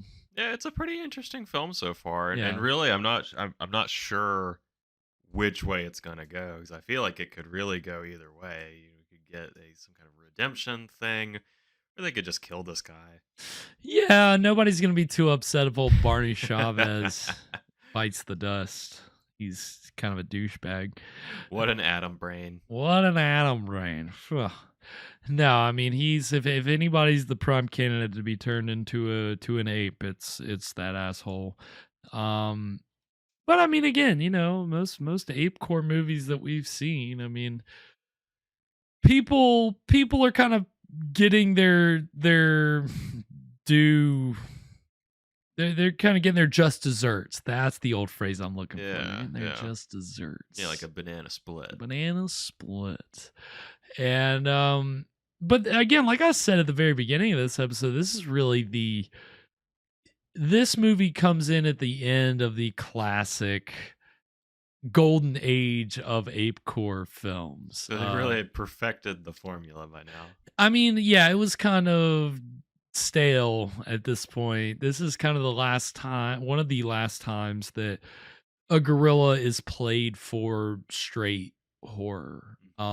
There's a movie that came, I think, 2 years after this, which is the first trailer that we'll see in our break, for a pretty like big, I think it looks like a decently budgeted film from 55 or 56 called Gorilla at Large, which also has Raymond Burr.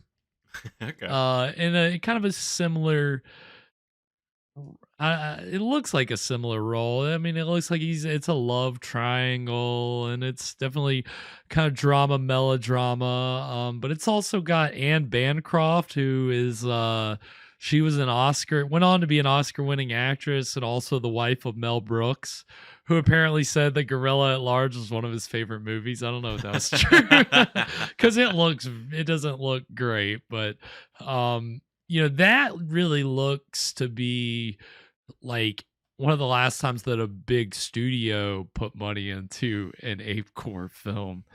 And then in 1958, you get the Ed Wood penned The Bride and the Beast, which is similar to this movie and apparently uses footage from this movie. Of course it does. Of course it does.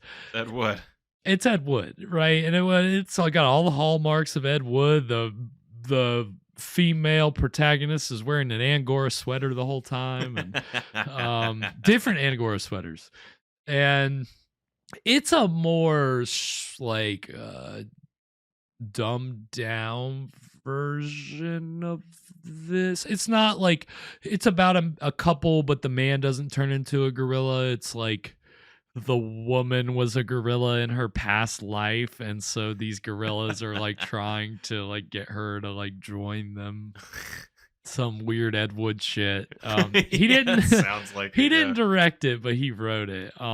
It came out at a time where reincarnation was like big in the news. There's like I don't know much about it, but the Bridie Murphy story, which was about a woman who claimed to be reincarnated for, like, she had all these memories of a past life, and we watched an episode of One Step Beyond that's apparently was based on the same story. Yeah. Which starred the lead actress from The Brain That Wouldn't Die. I could get stuck into a whole loop. It's all connected. It's all connected. Every movie, every TV show we've watched, it all circles back around. But that seems to be the last like serious ape-core movie that is like a man in a gorilla suit monster.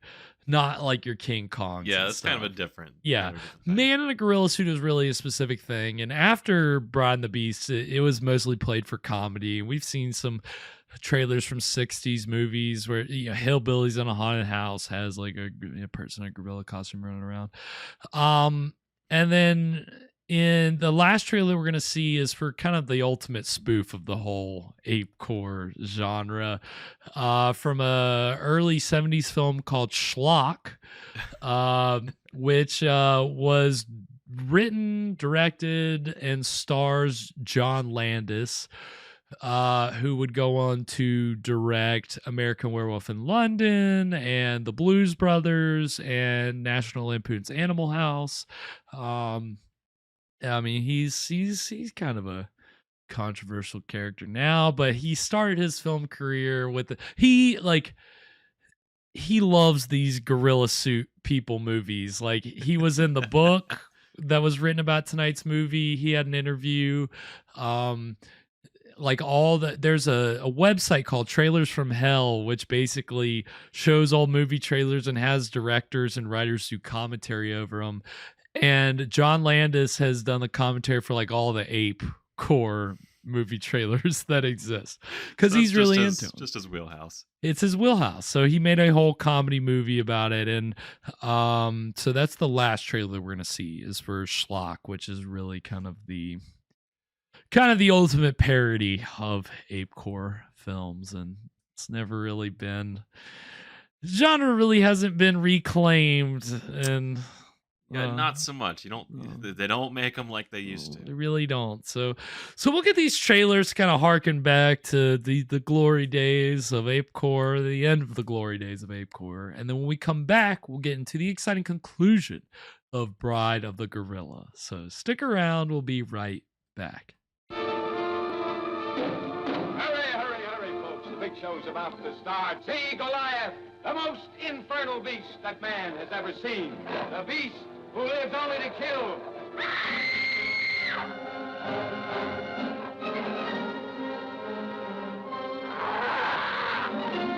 More dangerous than a maddened, caged-up jungle beast is the emotional conflict behind the scenes of big-time circus life. For with all its exciting adventure, gaiety and color, glitter and glamour, it is the vortex of love and jealousy that inevitably lead to violence and death. Closing this park down until further notice. What good is that going to do? All I know is a couple of gorillas around here, and one of them is a killer. Joey, we've got to be very careful. Yeah. You think he'd try anything with the act on? You saw how he tried to kill me. But you're too jealous to have anybody come near me. I'm only warning you. You really ought to warn him. About how accidents happen to partners.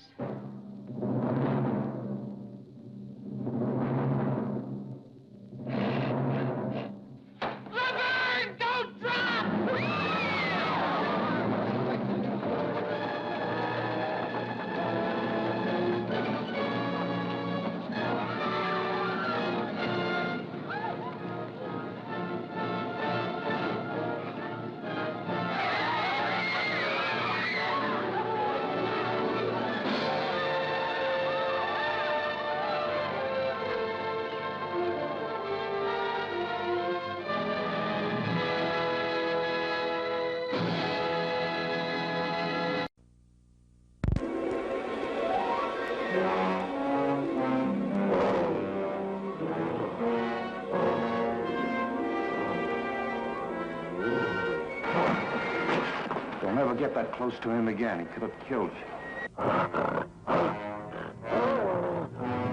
On her wedding night, her husband's love brought the beast to rage fury.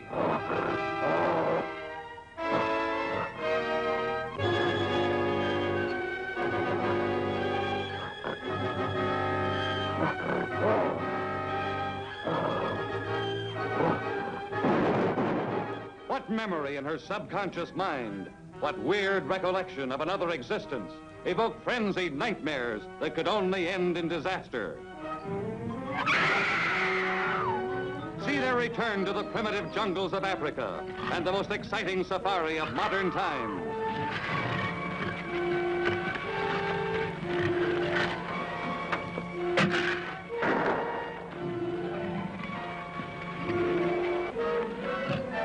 See for the first time the battle between a giant Bengal tiger and a flesh-tearing crocodile.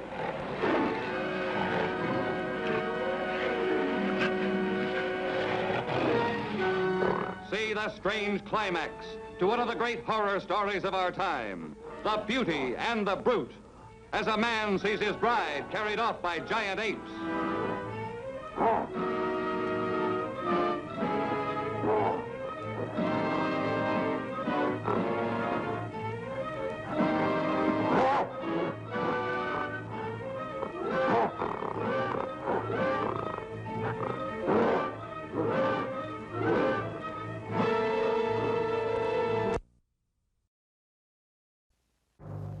From the dawn of man comes Slug. A beast from 20 million years ago stalks the streets of today. A love stranger than King Kong. A monster more powerful than Godzilla. See a small California town learn the true meaning of terror. Bananas! Call out the National Guard. This is going to be the best, Sam. See the police and National Guard powerless before the awesome creature. Hold it, hold it! Can't see why that's got Mindy? Why not?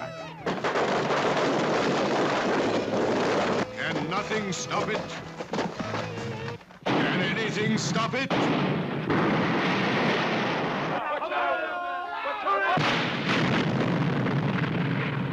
Arnie, will you please stop it? This thing has been frozen in ice for 20 million years, so I figure it must be lonely. First, birth of a nation. Then, Gone with the Wind. 2001, A Space Odyssey. Love story. See you next Wednesday. And now, Schlock. There is no place to hide. No one is safe from Schlock.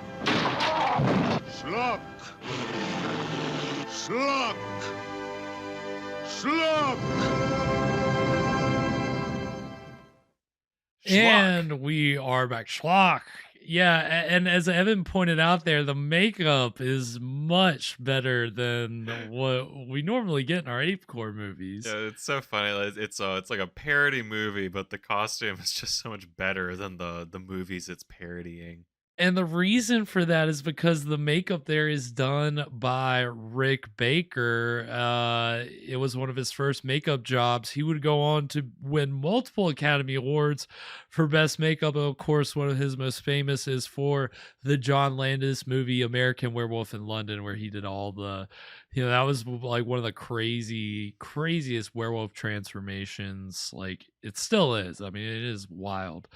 And that was Rick Baker. And another wolf ape, right? Yeah, like, there's a career connection. Yeah, weird connection there, right? And Rick Baker would go on to do the makeup for the 2010 remake of The Wolf Man. He was very much inspired by the classic Universal monster movies. That's why he became a makeup artist. And in the makeup there in the Schlock trailer was John Landis. He directed the movie and then also played Schlock. That's the name of it. He played Schlock. The Landis is kind of a icky character in today's, in the modern world. He was notoriously, he was found not guilty of manslaughter from an accident on one of the sets of his films, which killed two young child actors. And it was a segment for Twilight Zone the movie, and the helicopter thing, right? The helicopter thing, and the lead actor also got killed. And John Landis. And then how do you finish your movie? Yeah, again, luckily it's an anthology movie. He just had the one segment. Steven Spielberg. So poor Steven Spielberg was like, "Oh no! Like, what do we still do this?" And they did, and John Landis went on trial, but he was ultimately found not guilty. But I mean, he went on to direct after that, but I mean, he never could kind of reach the heights of his earlier career, and he just kind of is more problematic now than. And then he also had a son who got called out during the Me Too movement as a really bad dude. And so I mean, John Landis like has a very prominent place in like classic horror documentaries and all the, because he's was a classic monster fan. So I always feel weird when I see him like doing stuff. But isn't that just Hollywood? That's just the way it goes. What are you gonna do? I mean, he wrote the foreword for the book about tonight's movie that I use as a source. I mean, that's how entrenched John Landis is and all the stuff. But that was ape-core. That was basically kind of the end of the golden age. And again, we like we said, there's late stage ape-core, like we saw with Horror Express. That was technically ape-core. Yeah. We love our ape-core. So Frozen caveman movies. So yeah, that was getting the evolution thing in there, all that good stuff. But yeah, this has been a good old fashioned. We've seen a man in a gorilla suit running around, so that's what you want. And I liked the transformation was fun, even though it was just his hand. I don't know how much movie we have left, but might like to see some of that again. And I'm sure we will. And again, parallels, original Wolfman. I mean, the first transformation probably happens closer to halfway than anything else. And it's just the feet that you Okay. see. But then you see the wolf, like you see his face afterwards as he's running around making the kill, doing something a little different here. But we'll as we get this third act, we'll unpack it afterward because it's doing some different things. So, anything before we get into the exciting conclusion, Evan? Any? If I had a prediction how I think this is gonna go, I think that they've got to cure the spell with the life plant. Got a death plant, so we need a life. We gotta have a life plant. There's a death plant. I mean, nature's all about balance, right? It's got to balance itself out. So we will see. We will see. Welcome to my presentation for the life plant, multi-level tiered sales opportunity. Should have known this was gonna be an MLM. Should have known that you were gonna be trying to hawk some product found in the jungles of the Amazon. Well, we'll see. We'll see if they can. We'll see if they can get the bang for their buck here, and kind of build out their pyramid as we get into the exciting conclusion of Bride of the Gorilla right now. Lon, did you want to help me out at the inquest, or where's Lorena? I haven't seen her. You mustn't get up. Well, you were asking where she was earlier, Evan. She fixed his leg up and ran away. Knows his stuff much better than your quack doctor. I think I better call my quack doctor just to make sure. No, I don't want you to talk to him. I don't want you to talk to anybody. I told you nobody should know. Why not? It's not your fault. Anybody could have stepped into that trap. No. Anyone but me It's would have embarrassing. known. You think I'm an idiot? What do you mean? I heard something. Something I never heard before. Something strange and beautiful. A voice calling me. I couldn't resist going out there. Then I stepped in the I couldn't trap on resist getting purpose. closer and closer. The next thing I knew, I was in the trap. Oh, let's go away. I wanted to right after class. I asked you at the beginning of the movie to go if you wanted to go away, and you said I no. don't care what the people say or think about us. The past can't hurt us once we're out of here. Let's leave right away. Tomorrow. Remember I told you once a woman like you ought to travel.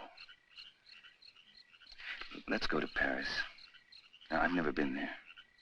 I'll buy you clothes in Paris, and then we'll go to London. And I'll buy you clothes in London.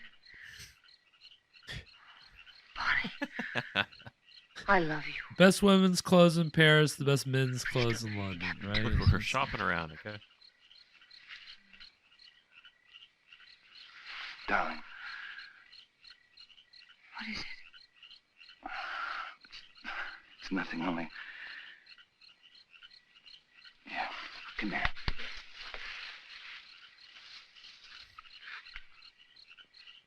All my life I've had to fight.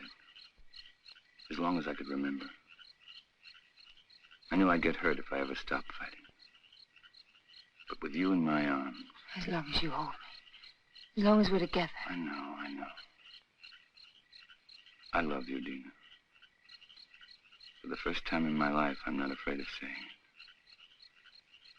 To you, or to myself. I love you.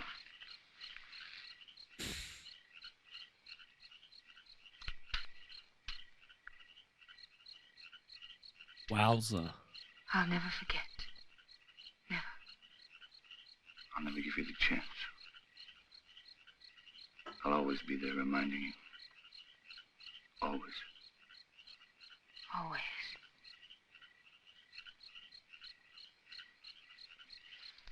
So, how do you feel about, a lot of body hair? Just hypothetically. Is an animal in his eyes. Sorry to see you leave, Barney. I haven't left yet, Doctor. I'm still around. Where are you going to live? I hear Dina's mad about Rio. We haven't made up our minds. Don't question him, Doctor, or he might reconsider Rio? selling the plantation. I don't think so. The papers are already drawn. Taro will be here any moment to notarize them. You can rely on Taro. He's around when you need him, or when he thinks he should be around. He has an intuitive sense. It's quite uncanny. There he is. Talk about him and he pops up. It never fails. How can you stand the jungle this long, Doctor? I can't. But I signed a government contract for 5 years. It'll be over soon. See, let me have a look at you. What's the matter? Your eyes, pupils, they worry me.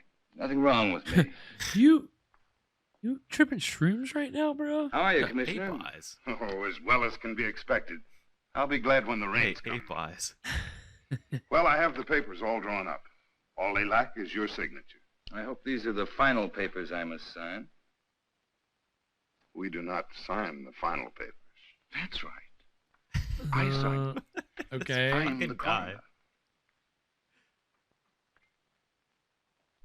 Exactly. Police commissioner moonlighting as all a Madame. philosopher.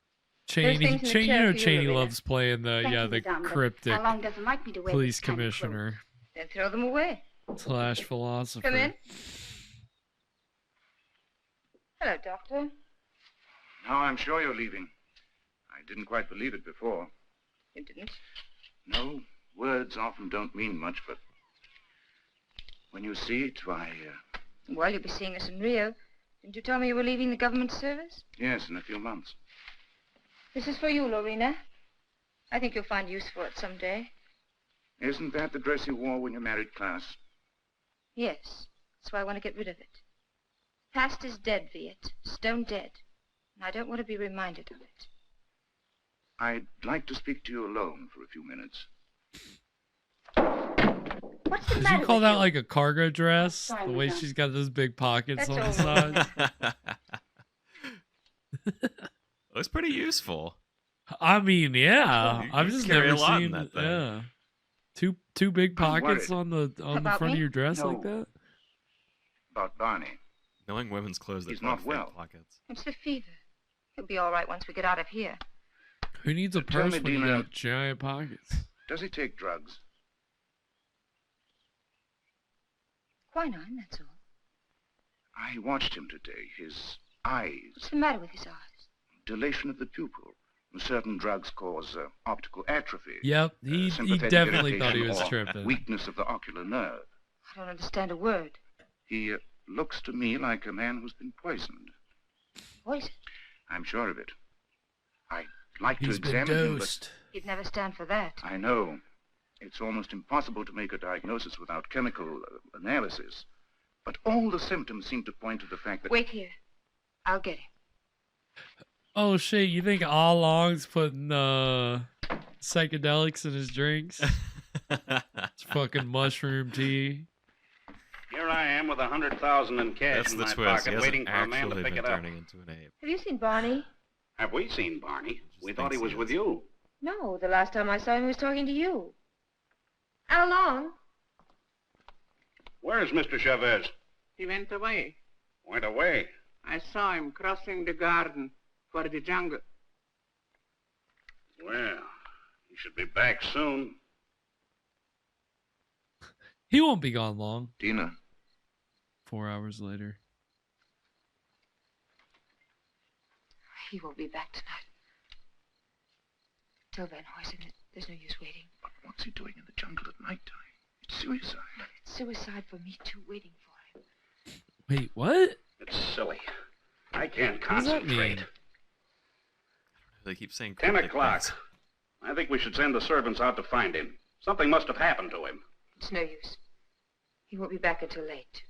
Then you tell Barney if he wants to sell his plantation to see me at my house. Tell him this is no way to behave, running away without an excuse. You know how hard it is for a man like me to travel all the way out here. Sheikwood? My husband's the boss in this house. Well, I wish my wife could hear that. Tell Barney to show up tomorrow or our deal is off.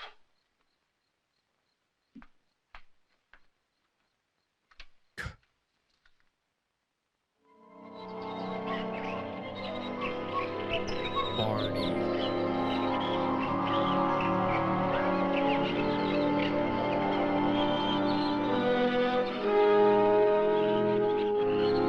You tell Barney I don't think sharing is caring.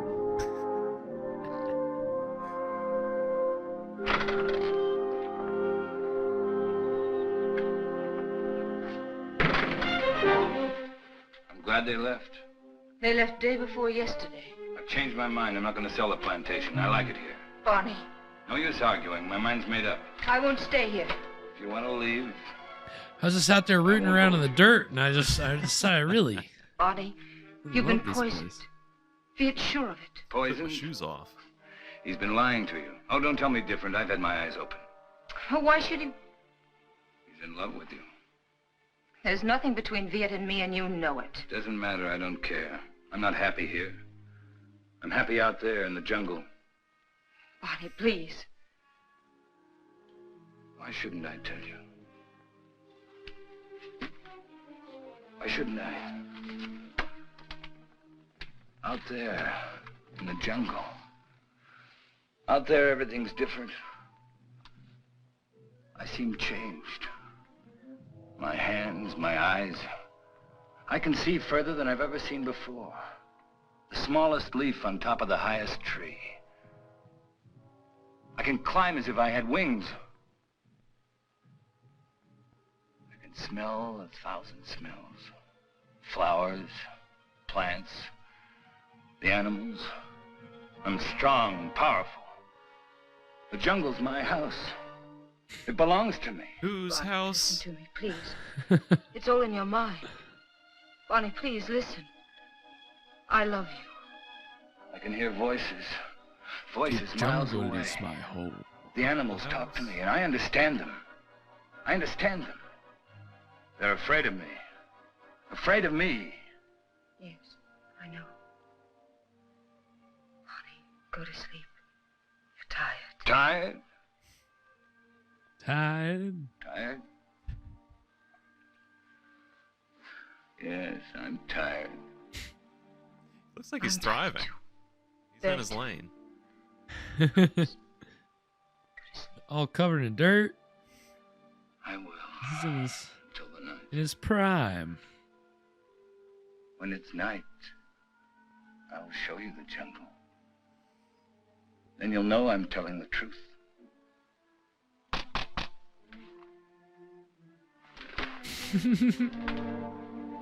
There's like a whole other door. You guys can spread out. What do you want? We cannot go on working for you. Why not? It isn't safe. There's an animal around. We are afraid. We almost caught it in a trap, but it got away. Now none of my men will go to the jungle anymore, as long as it is alive. What does it look like? It. We don't know. We just came to get our pay. We're going to move away from here to get where some else place. Sure. We're not on strike. We're just too scared to work. Yours, 2 weeks' pay. That's all. Okay. Your hands. What's the matter with my hands? It looks like dry blood. Uh-oh. Yeah, you can really tell in that black and white. You can really Drink it down. really see the Take it, it'll calm you. stain of the blood.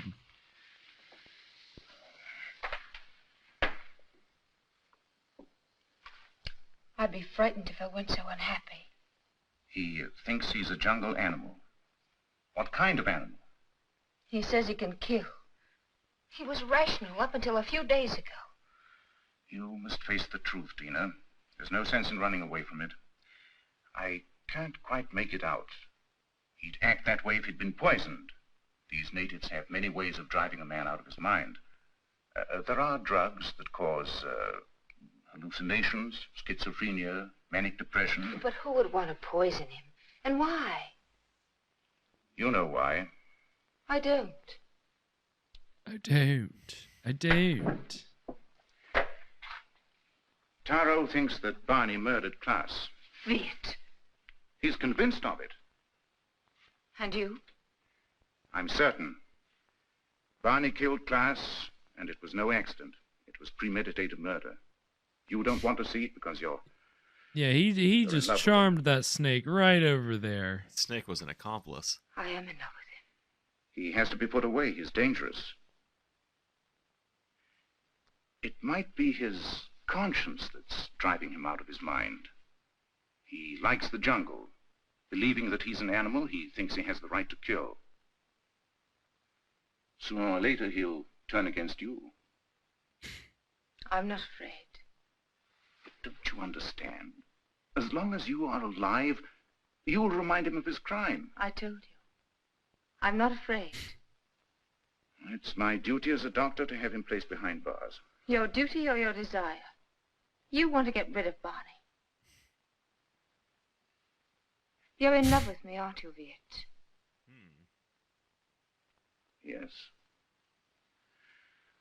Since the first All day right, Klaas brought you to his house. I'm sorry. Don't you understand that I can't live without Barney? We belong together. He's my husband. For better or for worse.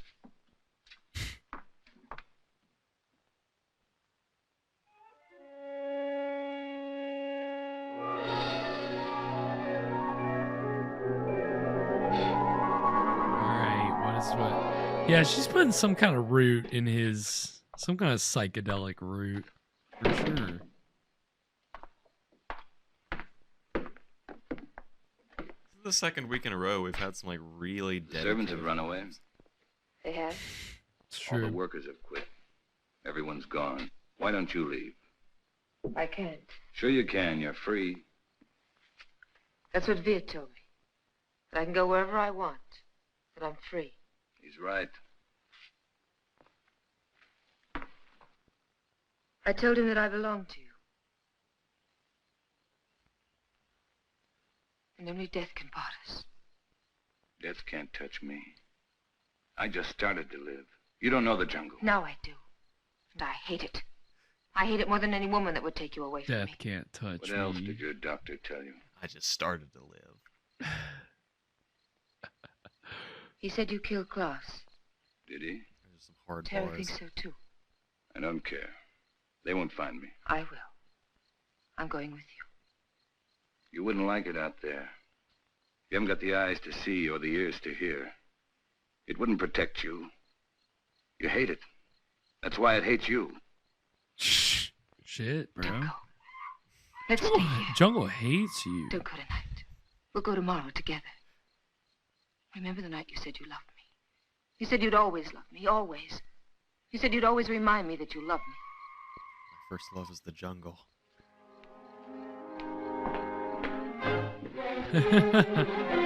Sprinting out there. Barney! How do you like my jungle?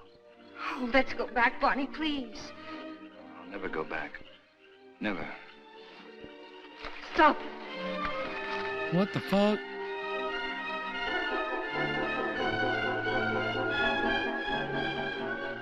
Go on. Why don't you shoot?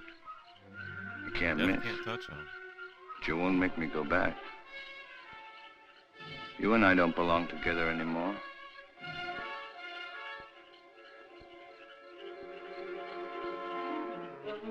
Goodbye, Dina. Bye, Dina. Barney!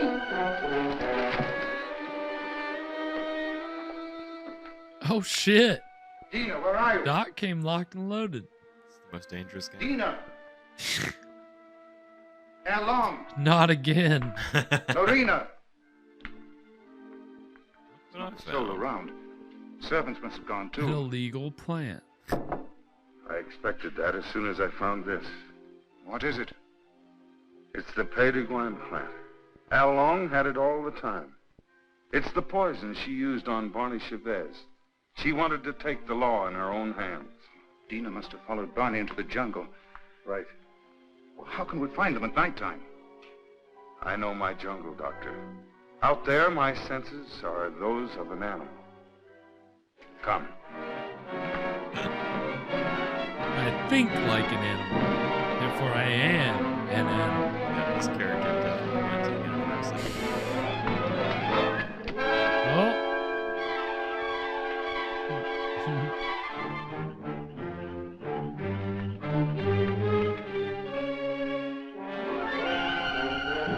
Oh shit! Is that a panther? You're in its house. Whose house?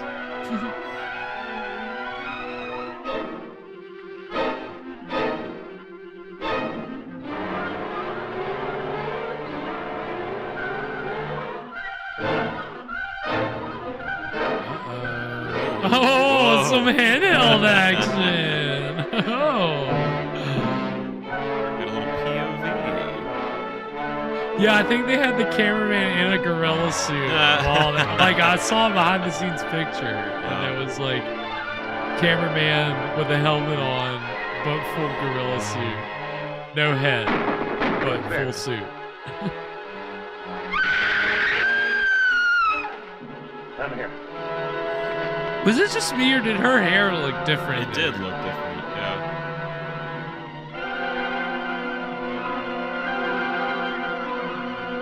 You think they probably shot that on a different day than everything else? They must have. Must have been some kind of retake. This was shot in 7 days. Wow.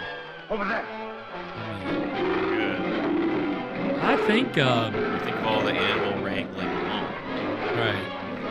Bela Lugosi meets a Brooklyn Gorilla, I think, had about the same production time, shoot time.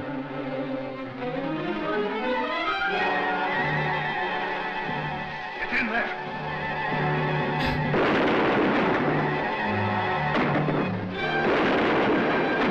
You're just firing blindly, violently. Oh, got him. Something.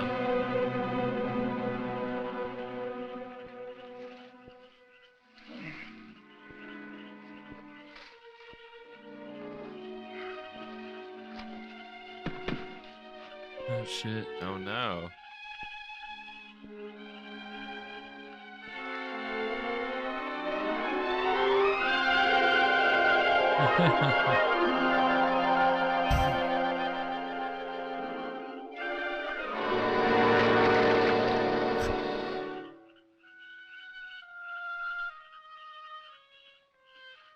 Her hair definitely changed.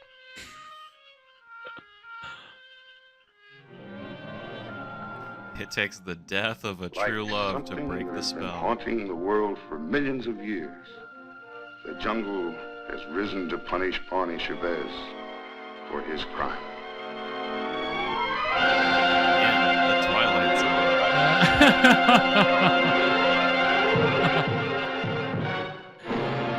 Wow. That was Bride of the Gorillas. So what do we think, Evan? Kind of a bummer ending. I didn't expect them both to get killed. Was she dead? Was she dead? I couldn't didn't think tell. she was. Maybe she survived. I think maybe she did die. I mean, she was cheating on her husband. So usually, even in the time this was made, you know, everybody's got to pay for their crimes. So adultery, Jungle justice. You know, maybe she was killed. I'm not sure, but he, you know, you called it. That it essentially seems like it was all in his mind, right? Which, I mean, what do you think about that? You know, I think it's fine, I guess. With it just being, I mean, it's definitely a different angle, but at the risk of, like we were saying, kind of taking the magic out of the sales, it does kind of make sense that this dude was just being drugged the whole time. Right. And then in a way it becomes more psychological than supernatural, yeah. right? Which is actually what Curt Siodmak wanted for the Wolf Man. His original intention for the Wolf Man was that it was all in the character's mind that he was Okay. becoming a wolf. And the heads at Universal said, no, like we need a monster. He needs to be an actual wolf man. Yeah, I think that's actually fine. Like an ape man is just less exciting than a wolf man. So Big time. if you were going to have one be like the real deal, I'd say go wolf man. Definitely the more ferocious of the two. Although I watched an old, I guess technically ape-core movie yesterday where this ape was going around breaking every bone in people's bodies, God. like going around smashing them to death, but somehow not leaving any bruises or cuts or abrasions. So I don't know how that. Hitting them with a sock full of soap. Yeah, I'm not quite sure how that works, but I mean, he was just killing people left and right. I'm pretty sure the body count now was like 7. That movie was from 1940. Wow. Not a Universal movie. And so yeah, I mean tonight, I mean it's kind of interesting that Curt Siodmak would like want to play with that idea again, thinking like, this is what I wanted for the Wolfman, but they wouldn't let me do it. So now here's my shot to. It seems like the old woman got away with it too. She really did. Got away. Yeah, I mean, again, he had to pay for his crime, Yeah, right? He that's true. committed a crime. The law of the jungle, as Lon Chaney Jr. so eloquently. Old lady vigilante justice is okay if it's in the jungle. Right. It's what happens in the jungle stays in the jungle. Try that in a small jungle. Oh, get out. That was good. That was good. Yeah, I mean, it's you don't get a lot of ape, it's unfortunately, and yeah, we didn't really, as far as like the monster being destructive, did it kill anybody? No, Did it just really- just some animals. Yeah. And it was probably just Barney Chavez. So he was really just out there just tripping living it up. balls, eating raw meat. Yeah. That was living his best life. I mean, I guess thinking that he's some kind of gorilla. It's fun. It's kind of a fun plot, It's not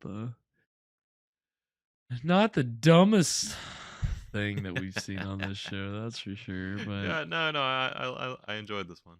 yeah, it was really good. Like for like playing with that whole, is it supernatural? Is it psychological? It was really trying to keep a lot up in the air, and I did like the POV shots that they were That giving was with good. the, We had some good like shadow work. yeah, there was definitely, I mean, again, like there were, a lot of good technicians involved in the making of this movie, but I mean again, the guy who played the ape was the same guy who played the ape in Bela Lugosi Meets a Brooklyn Gorilla, and I mean, he just said, he's like, when you play this kind of role, you don't walk around in you lumber through. That's what you lumber, so he had a very like, Steve Calvert was his name. He had a very specific kind of way that he played a And that's how gorilla, he got and into Juilliard. and that's how in his gorilla suit and all. You know what this reminds me of? What? It reminds me of what we watched on Wednesday. Oh, well, The again, same kinda- writer director. Yeah, So is it real? Is it not? Is it the kind of psychological angle? yeah, just a feature length version of that, right? Just a little bit longer. Yeah, it's Curt Siodmak, I think, liked to play with a little bit more of a cerebral side to things if he could, but again, most of the Universal horror movies are like we're not asking for cerebral. We're straight up, we need a monster. We need something. So yeah, they he definitely plays with not he's not just doing a straight up horror movie. He's trying to give the story a little bit more substance than just definitely it's above your Poverty Row Yeah, definitely. level of movie, right? Like, it's not the storytelling, definitely. And even the acting, like we talked about Raymond Burr and Lon Chaney, but even the actress playing Dina, her name is Barbara Payton. She does a good job in the role. This was the beginning of her career decline. She started she had a contract at Warner Brothers, but she was in the tabloids a lot of like affairs with big stars, and the head of Warner Brothers was like, I don't want her. I gotta rent her out. I don't want her sitting around the lot. I don't like her. Like, Gotta get her out of here before I'm in the next tabloid. yeah, he's like, I'm not getting mixed up in this. Get her out of here. Yeah, there's interviews in the book about tonight's movie from the assistant to the producer of tonight's film, Herman Cohen. He has some colorful language to use about Barbara Payton, on top of claiming that how do I put this delicately? Basically that she gave him a certain service, a certain, just no delicate way to put it. Basically, he claimed that she gave him a blowjob like first day on set, and yeah, he seemed like he had no problem making outrageous claims. But she did kind of, unfortunately, after this movie, end up becoming a prostitute and died at the age of 39.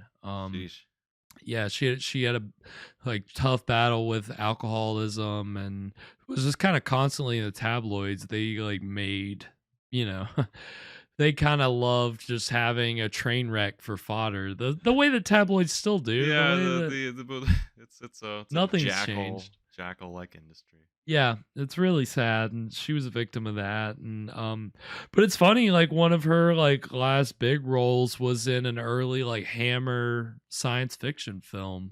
Hammer Studios, the British studio that did the Frankenstein and Dracula movies in color and with blood and all that. She kind of was in one of their first. It's got like a whole mad scientist like lab scene where she's like duplicated. It's called Four-Sided Triangle, and it's kind of weird and kind of Frankenstein-y without being Frankenstein-y, but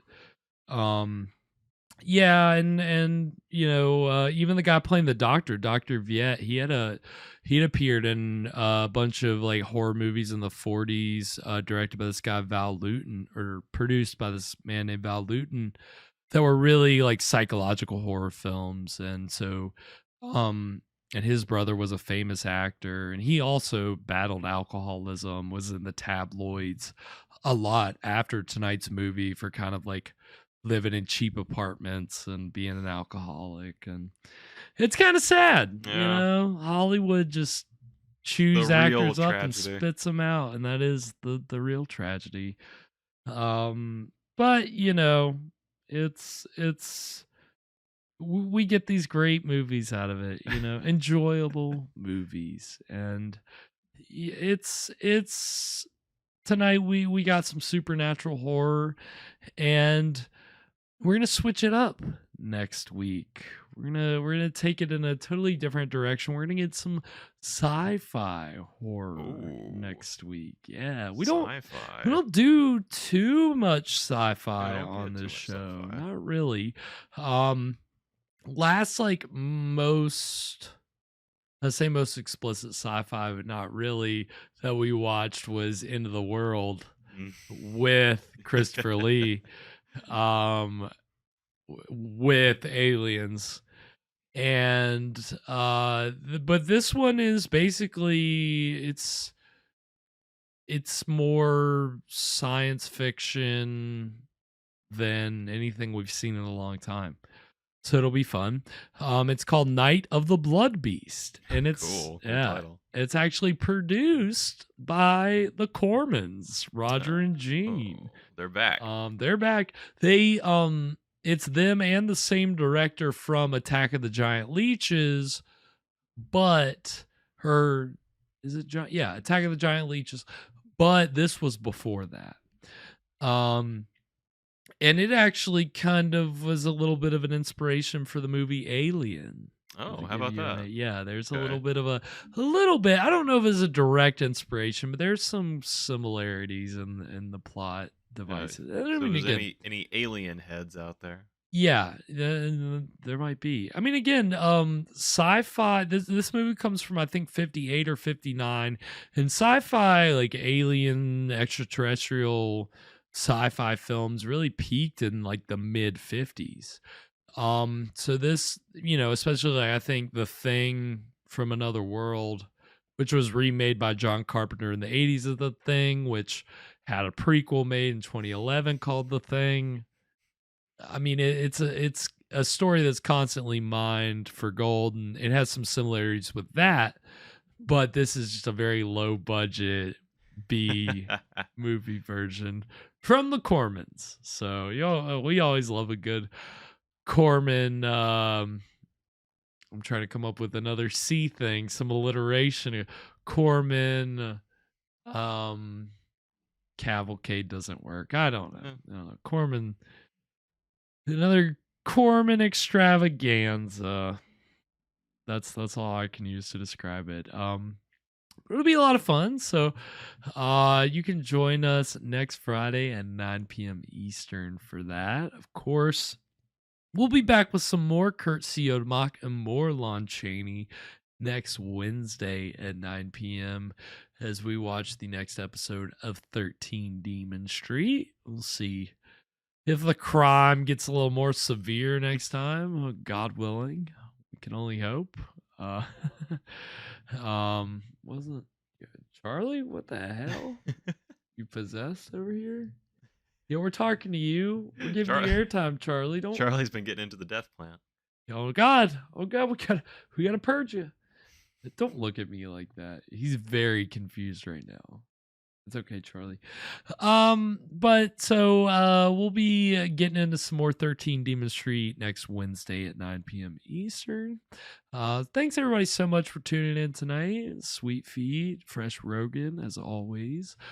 You can go and check out any of our past ape-core films. We have an old ape-core playlist. And just any. We've seen 62 other public domain horror films on the show. So you can go check out most of those over on our YouTube page at Scream Stream Live. Of course, we're active on most of the socials. We're over on Twitter, Instagram, and TikTok at Scream Stream Show.